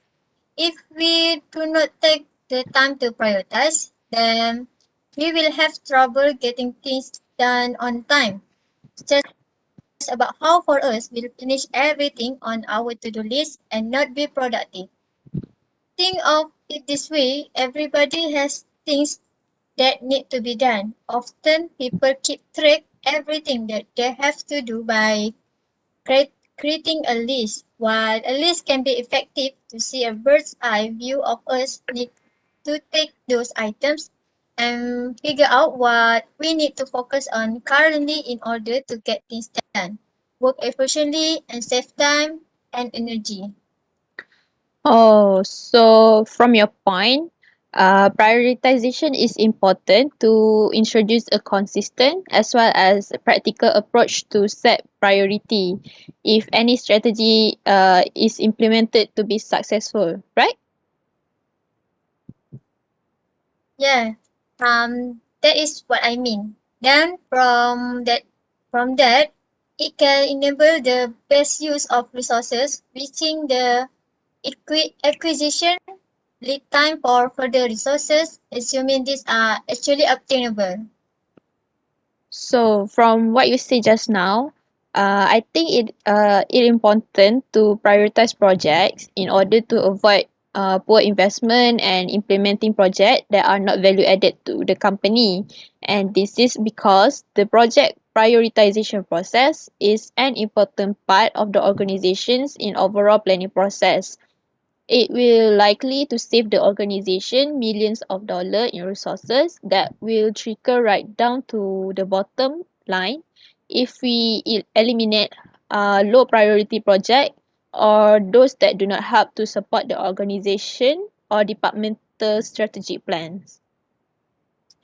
Yes, then prioritization can help us to manage a single complex project using a systematic process that follow best practice that act as a support tool that provides decision makers with a for uh, basis for compar- comparison. Although this is not the only consideration that may be taken into account when prioritizing, priori- prioritizing a set of needs or problems. Then, from my previous point, by it being prioritized, the set of needs, problem, objectives, or any other group of strategic components can be addressed with projects, actions, resources, and budget. It is according with the respective rank of each component. Oh, okay. I think I got why this prioritization is so important in planning new project. Thank you, Azrin, for your explanation. Welcome, Yani.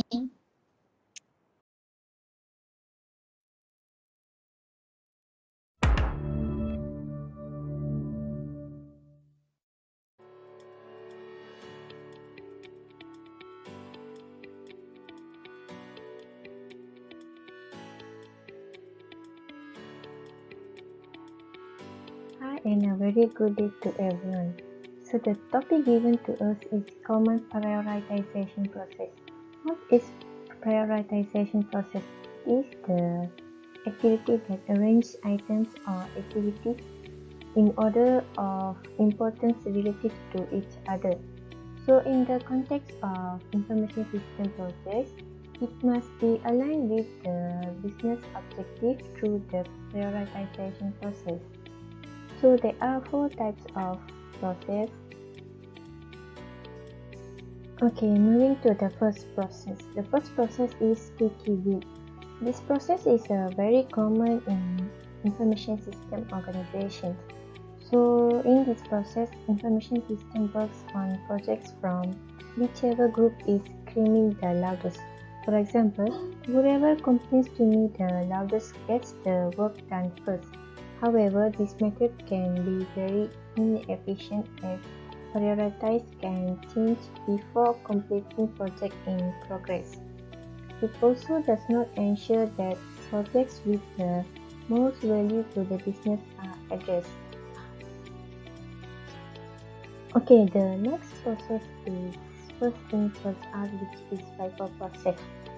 This process determines the priority of authorizing work in queue. So basically by this process, the priority of work is determined chronologically by examining the arrival time of information system project. So the project that arrives at the earliest time will be the next project to be authorized for the production process.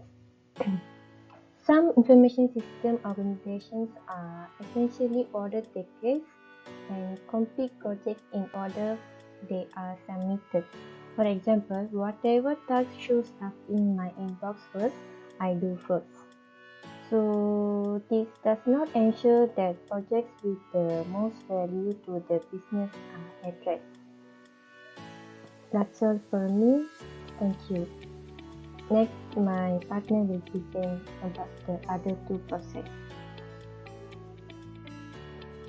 Okay, good morning to everyone. My name is Tashni Ramu. Metric number is 264139.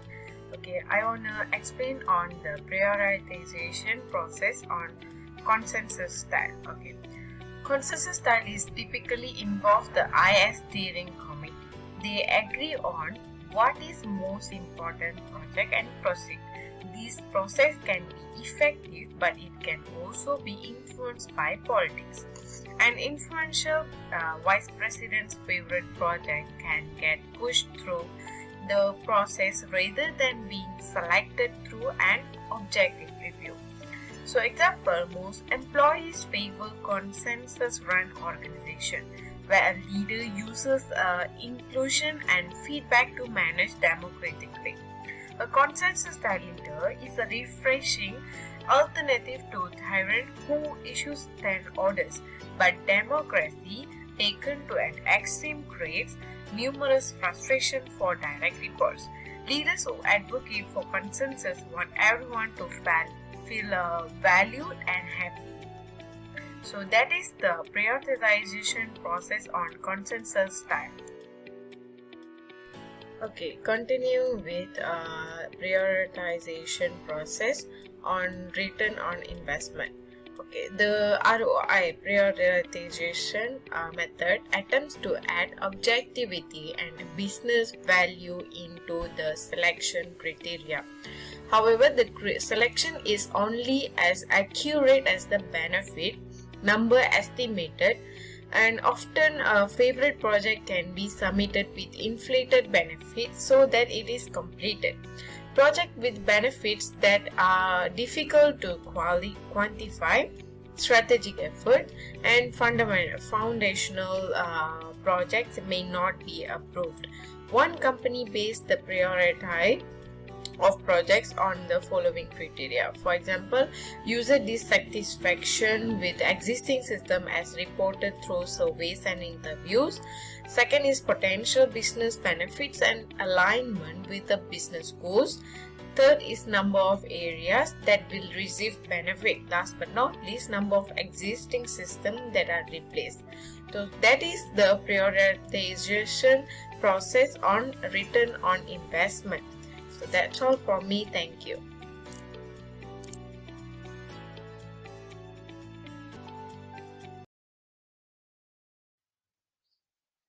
Assalamualaikum and a very good day I bid to everyone. My name is Nur Arina binti Idris, metric number 26440, and my partner for this task is Revati anak perempuan Selvaraju 264542.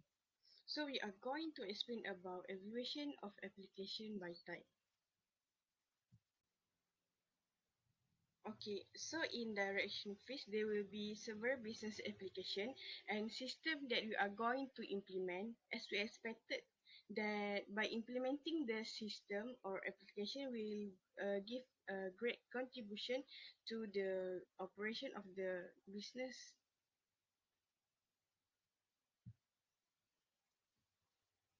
But not all application or system are greatly essential to the company for them to implement it right away because of certain constraints such as resource constraint.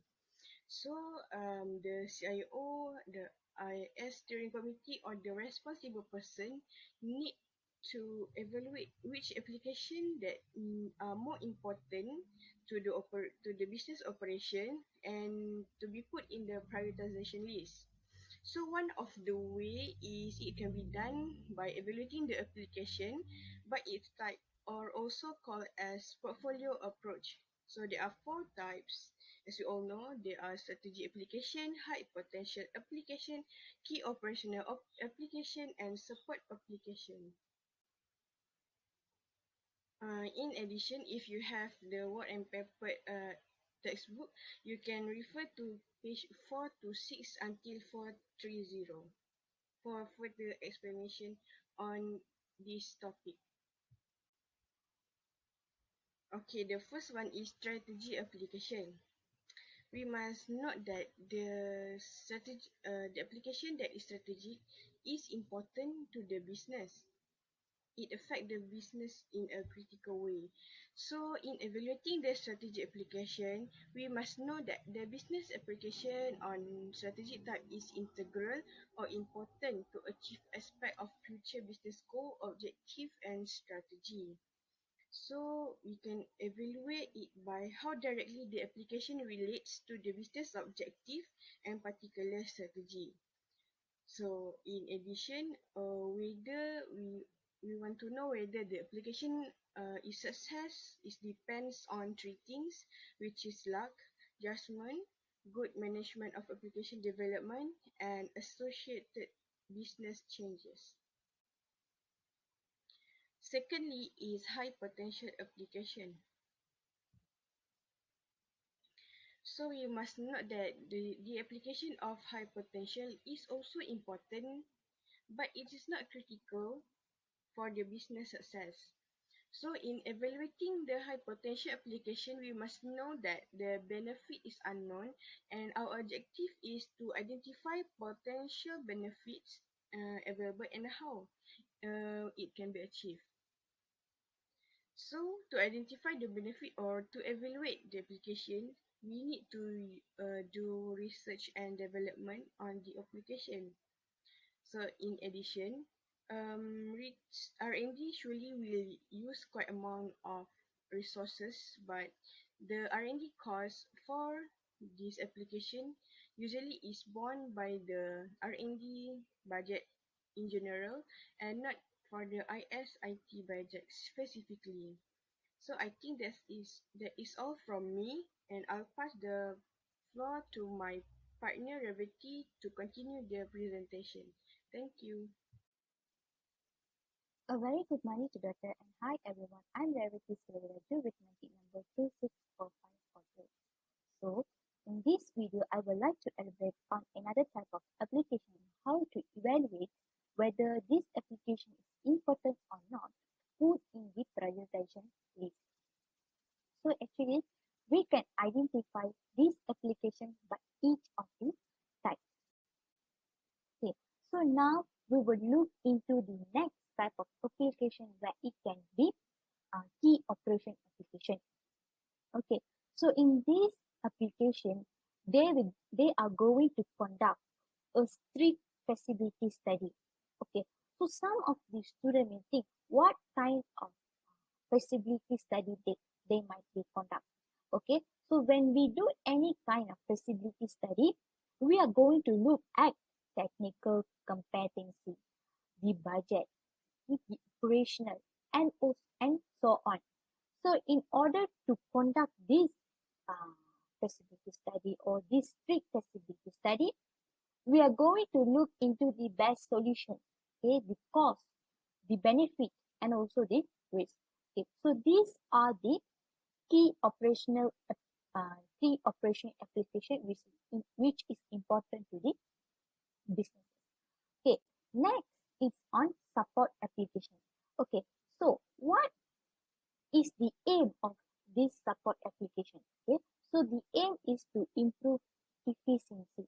Okay, why it is aimed as improve efficiency? Because we are going to use it. Okay, and it is not as main application, but it is for support the business. Actually, this support applications is not really strategic. It's not really strategic, but it is crucial or necessary for the business.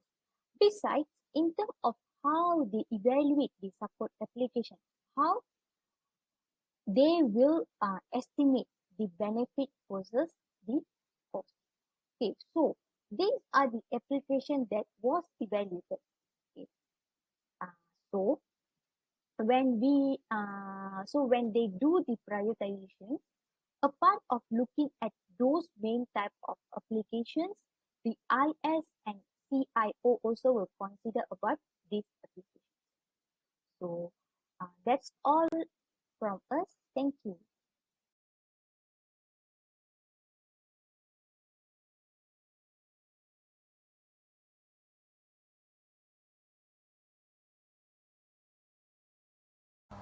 Assalamualaikum warahmatullahi wabarakatuh. My name is Ala Shakira binti Anwar and my metric number is 264727.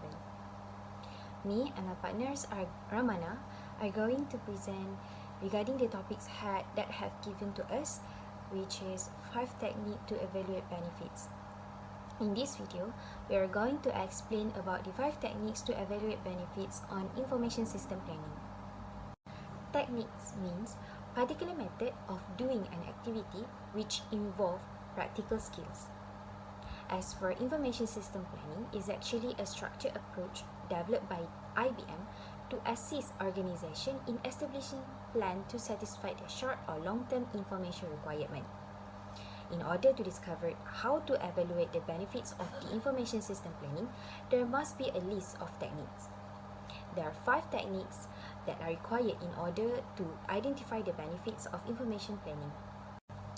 As for the first technique that can be used in order to evaluate the benefits of information system planning is the data collection. The data collection procedures follow the norms of fieldwork research. A variety of data sources we use that include findings from interview, observation, illustrative materials such as newsletter and also other publication of the organization history, and past project documentation.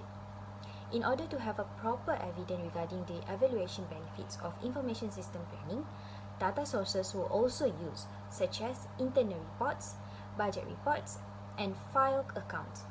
The experience in industry together with a predefined interview protocol could generate the outcomes.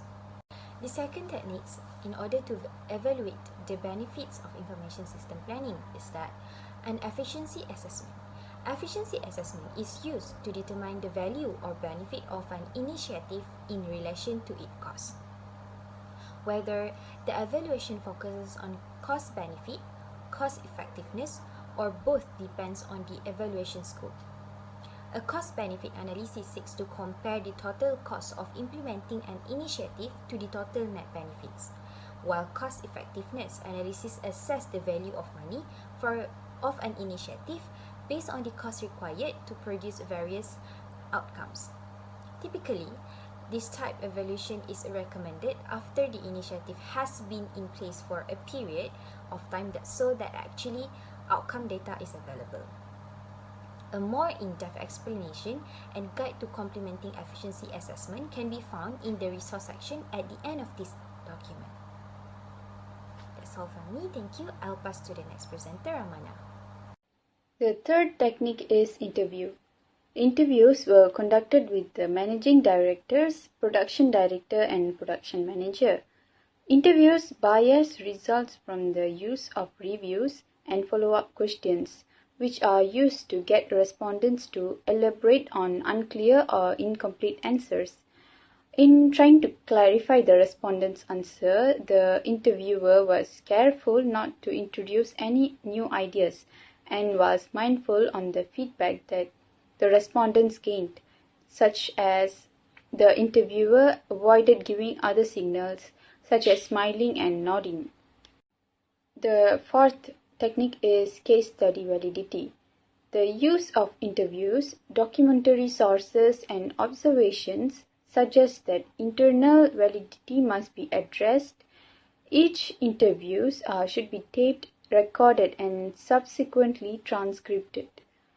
These were returned to each interviewee to check and resolve any inconsistencies on the recording.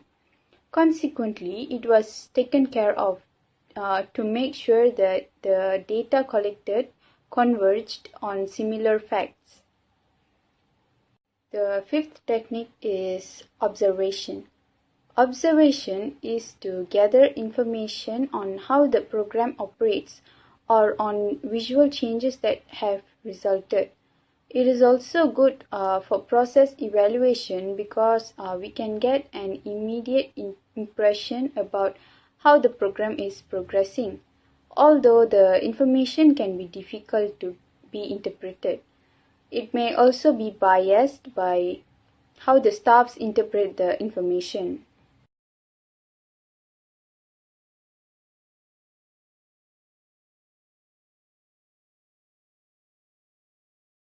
So, I and Nasuha will present about the topic which is outsourcing. My name is Ida Salina binti Aziz. My metric number is 264752 and my friend's name is Nurul Nasuha. Her metric number is 264768. Before we go into the detail about the outsourcing, so this is the introduction of outsourcing. So what is outsourcing actually? Outsourcing is a business practice in which a company hire a third party to perform tasks, handle operation, or provide services for the company. So nowadays, company can outsource a number of tasks or services, which are the first one is information technology services. The second one is customer service and call service function. The third one is manufacturing processes, human resource, tasks, and financial function. And the last one would be outsource entire divisions.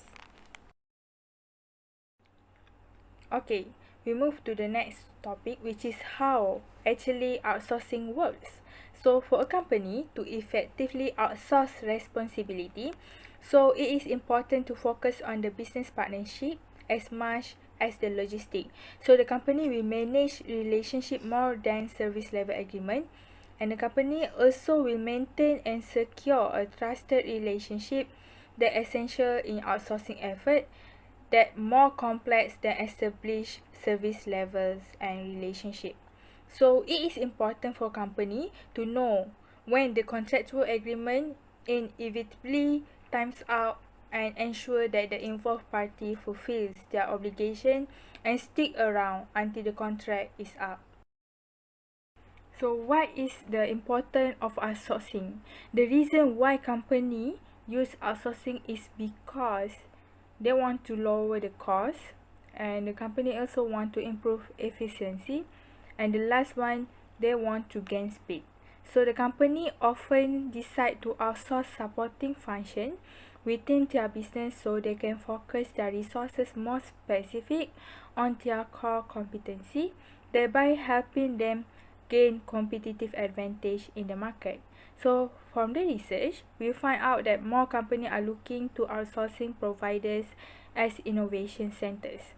So according to Deloitte 2016 outsourcing survey, 35% of respondents said that they are focused on measuring innovation value in their outsourcing partnerships. Next, I would like to explain about different types of outsourcing. Okay, outsourcing can serve in different form depending on the needs of the business. Aside from knowing the understand what is outsourcing from both outsourcing jobs definition and how it works, it is also necessary to have an idea of the different types of outsourcing. Okay, the first type of outsourcing is onshoring. Onshoring is relocated work or services to low-cost location in the company's own countries, while offshoring, relocating work or services to the third-party providers overseas. And nearshoring is about relocating work or services to people in nearby, often bordering regions and countries. Okay, next is business process outsourcing. This is commonly used by business. It is also a traditional original outsourcing. Next is professional outsourcing, which outsourcing advisors, consultants, and agencies. IT outsourcing is about common outsourcing specialization, while manufacturing outsourcing is, for example, made in China. The last one is project outsourcing, which outsource typically big or complex projects. As stated by Ida above, outsourcing deliver lower costs and increase efficiencies.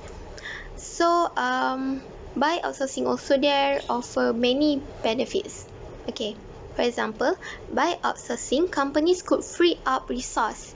For example, cash, personnel, and facilities that can be redirected to existing tasks or new projects that deliver higher yields for the company than the function that had been outsourced. Companies might find too that they can streamline production or shorten production times because the third-party providers can more quickly execute the outsourced task.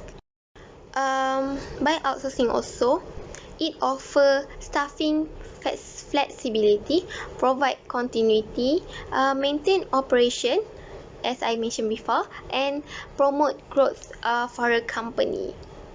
Outsourcing, however, can produce challenges or disadvantage for companies. So, for example, companies engaged in outsourcing must adequately manage their contracts and their ongoing relationships with third-party providers to ensure success. Okay, some might find that the resource devoted to managing those relationships rivals the resources devoted to the tasks that were outsourced, thereby possibly negating many, if not all, of the business benefits sought by outsourcing.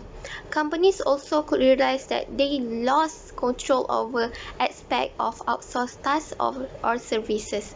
For instance, a company could lose control over the quality of customer service provided when it outsourced its call center function. Even if the company's contract with the provider stipulated certain quality measures, the company might find it's more difficult to correct and outsource provider than it could be to correct an in-house team. Okay, companies that outsource could also face heightened security risks. As they exchange with the third-party providers, the company's proprietary information or sensitive data could be misused, mishandled, or exposed by outsourced provider. Additionally, companies might encounter difficulties in getting their own employees to communicate and collaborate effectively with those working for the third parties provider. A scenario that more common if the parties operates overseas. So hi, lastly I would like to talk about example of outsourcing tasks. Okay, outsourcing strategies are used, for example, in customer service, accounting, tax consulting, IT, and marketing departments. Okay, the example of possible outsourcing strategies are: in terms of customer service, a company relinquishes the task of customer service to a specialized company. They often call centers take over a certain call capacity for a fixed price. In terms of marketing, a company outsources the support of social media channels to an external service provider, for example, an agency. In terms of manufacturing products, for example, for many fashion companies, it is too expensive to produce clothes in their country, so they often option for production in other country. So after completed production, the clothing is then shipped to the country itself. Okay, these are just a few typical examples of outsourcing. In practice, a company today can outsource every step of its operation, whether in manufacturing or the provision of services, to an external contractor. Okay, thanks to the network world, it no longer matters whether the foreign company is located in the neighboring village or on the other side of the world. Thank you. A very good day to everyone. So today, I, myself, and my friend Farhana will be sharing our knowledge on classifying sourcing option. So we hope this video will make you to remember this topic especially. So as you can see, there are 4 sourcing options, which are buy-in, preferred supplier, contract out, and preferred contractor. But before going into this, let us know the basic knowledge about sourcing option.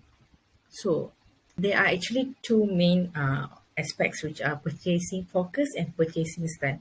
So under purchasing focus, there are 2: resource option and result option. So as you can see, resource option means that the organization focuses on the resource that they're going to use. So they will get the resources from the vendors, such as hardware, software, or expertise, but manage to use of the resource in-house. It means that the maintenance of the resources will be done in-house. Second, result option. Result option referring to the output. So what the organization will do is that they will get a vendor who manage the delivery of the IT activities using whatever resources that are necessary to provide the customer with specified result. So here they focus on the output, on the result of the uh, option that they have. Second, purchasing style. So as you can see, purchasing style has two aspects as well. And what we can say is that purchasing style is more towards the period, which means transaction style is a one-time or short-term contract with enough detail to be the original reference document. Meanwhile, relationship style, it means it is less detailed, often incentive-based contract centered around the expectation that the customer and vendor will do business for many years. So this refers to a long term. So how it actually relatable? So let us go. So as you can see, when the organization is actually focusing on the resource, which means they tend to buy it outside, but the maintenance will be done in-house, and they are looking for a short term, so they will buy in. Second, if the organization is actually looking more on the output, on the result, and they tend to have it in a short term as well, they will contract out the system or whatever it is.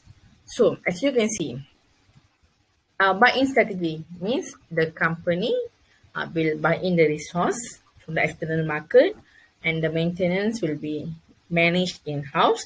Contract out means the vendor will deliver everything, and it more focuses on the result. So the next part will be contributed by my friend, and we hope you will find our presentation interesting, and we hope you can remember this for the final exam. So thank you. Good luck. Assalamualaikum. My name is Siti Farhana binti Zulkifil 264814. So I will continue for the preferred contractor and preferred supplier. First, if we want to focus on the long relationships and the aim to focus on the result, then we are going to choose preferred contractor. Preferred contract strategy is about the long-term organization's contract with a vendor in order to reduce the risk. And the vendor will be responsible for the management and delivery of an IT activity or services. However, if we want to focus on the long relationships, but for the purchasing focus, we want to focus on the resources, then we are going to focus on the preferred suppliers strategy. For the preferred suppliers strategy, it's about the strategy tax buy-in approach further. With an organization who's seeking to develop a long-term cross relationship with a vendor in order to access its resources for ongoing IT activities. In this strategy, the organization will be responsible for managing the resources.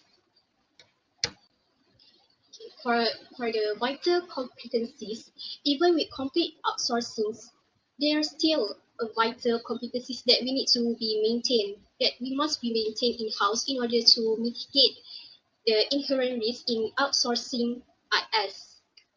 First, we need to have the ability to track, access, and integrate the changing on the IS IT capability and relate them to organization needs.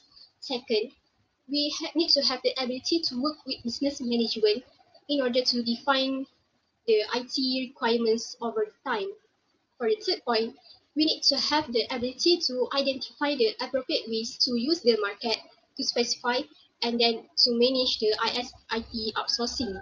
And for the last one, we must have the ability to monitor and manage the contractual relationships, which means that we need to be aware what we put in the contract, and we must have a clear vision for our contract about what we want to achieve. And then that's all from us. Thank you. Hi and Assalamualaikum everyone. My name is Nofatiha bint Ruslan. My matric number is 265422. So my friends is Muhammad Hanafi Azri bin Nur Izam. 265451, we're going to present IT roadmap. So what is IT roadmap? It is a visual representation of timeline to deliver solutions. The purpose is to align the key stakeholders such as engineering, IT, and other business units by creating a plan of actions to implement new technology solutions or maintaining existing ones. In IT roadmap, they are highlighted key elements, which is the first one is initiative or project, and the second one is deliverables, and the third one is roles and responsibility, and the fourth is cost and value. IT roadmap also, it is a type of technology roadmap that a business uses to develop and share a strategic level plan for IT initiative at the organizations, such as integrating the company's data, a new cloud system, or upgrading the organization to a new enterprise software platform. There are components of IT roadmap, which is which is the first one is goal. It is a short-term and long-term achievement of organization is hoping to achieve through technology solutions. And the second one is new system capabilities. The things that can be provided through the enhanced technology system. And the third is milestones.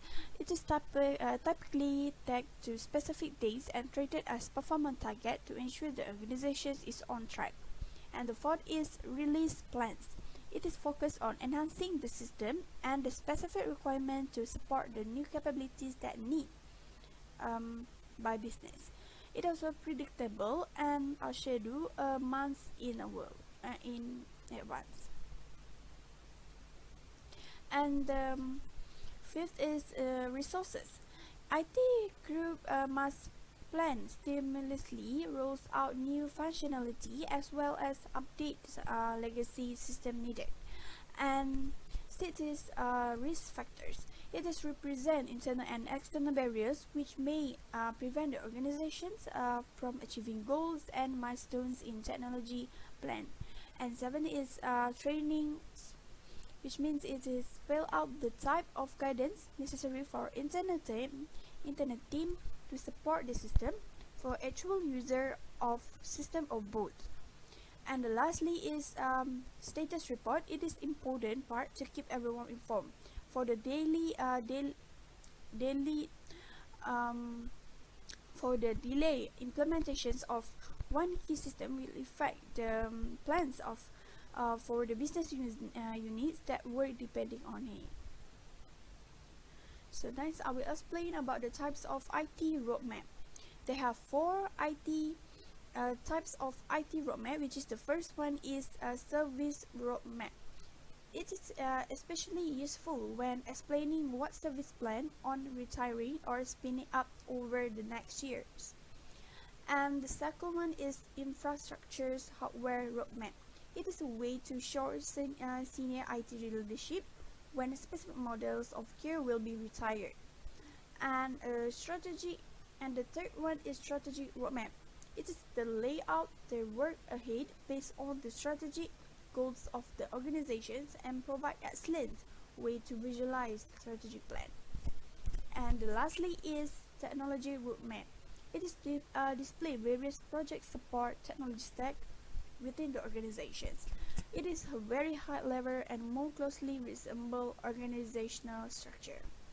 So I think that's all for me. So I will pass to my friends to proceed the presentation. Thank you.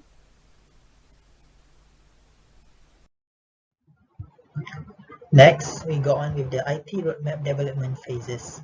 In this phase, we have three phases, which is Phase 1, Preliminary Phase, Phase 2, Development Phase, and Phase 3, which is the follow-up activity phase. So we go to the Phase 1, which is Preliminary Phase. In this phase, the key decision makers must identify that they have a problem and that technology roadmap team can help them in solving the problem. The first phase consists of three steps. The first step is satisfy essential conditions. In this step, it must become clear what the conditions are, and if they are not met, who takes actions to meet them. The next step is provide leadership or sponsorship.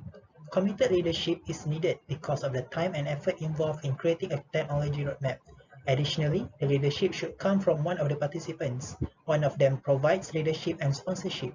This means that the line of organization must drive the process and use the roadmap to make resource allocation decisions.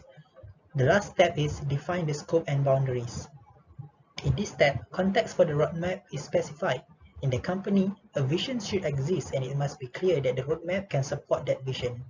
If the vision does not exist, one should be developed and clearly stated. When that is done, boundaries and the scope of the roadmap should be specified. Furthermore, the planning horizon and the level of details should be set. The scope can be further divided into the technology scope and the participation scope. Onwards to the second phase, which is the development phase. This phase consists of 7 steps. The first step is identify the product focus of the roadmap. In this step, the common product needs are identified and are agreed on by all the participants. This is important to get the acceptance of all groups for the process. In case of uncertainty of the product, need scenario-based planning can be used to determine the product needs. The next step is identify the critical system requirement and their targets.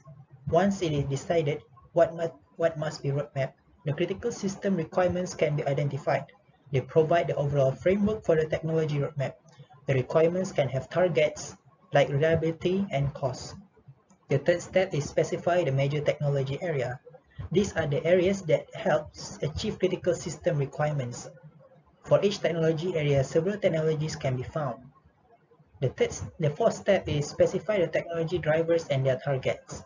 In this step, the critical system requirements from the second step are transformed into technology drivers for the specific technology area. These drivers are the critical variables that select the technology alternative. Drivers depend on the technology areas, but they relate to how technology addresses the critical system requirements. The fifth step is identify technology alternative and their timelines. At this point, the technology drivers and their targets are specified, and the technology alternative that can satisfy those targets should be specified. For each of the alternatives, a timeline should be estimated for how it will mature with respect to the technology driver targets. The sixth step is recommend the technology alternative that should be pursued. Because the alternative may differ in cost or timeline and other things, a selection must be made of the alternative. The seventh step is create the report. At this point, the technology roadmap is finished. Next is the last phase, which is the follow-up activity phase. This is the moment when the roadmap must be critiqued, validated, and hopefully accepted by the group involved in any implementation. This requires a plan developed using the technology roadmap. Next, there must be a periodical review and update point because needs from the participants and the technologies evolve. So, what is the benefits of an IT roadmap? It can be a way to shift towards a more proactive business model. Leadership can gain the ability to forecast business needs and implement proactive maintenance and improvements before technology becomes a problem. Professionals tend to gain the ability to justify needed increase in budget or talent, engage in productive conversations about prioritization, develop strong partnerships with non-IT leaderships. Next, we go on to the challenges of an IT roadmap. First is alienating stakeholders. Stakeholders haven't been engaged states. Without early buy-in, you may find yourself hunting for and chasing after stakeholders in order to get necessary approvals. Setting aside priorities. When priorities are ignored or go without monitoring, budgets become impacted. This eliminates the IT-only perspective and prevents decisions being made to favor the concerns of the IT teams. Last challenges is inaccurate or fragmented information. If the system data is not accurate or complete, the quality of your roadmap declines. So that's all from me. Thank you.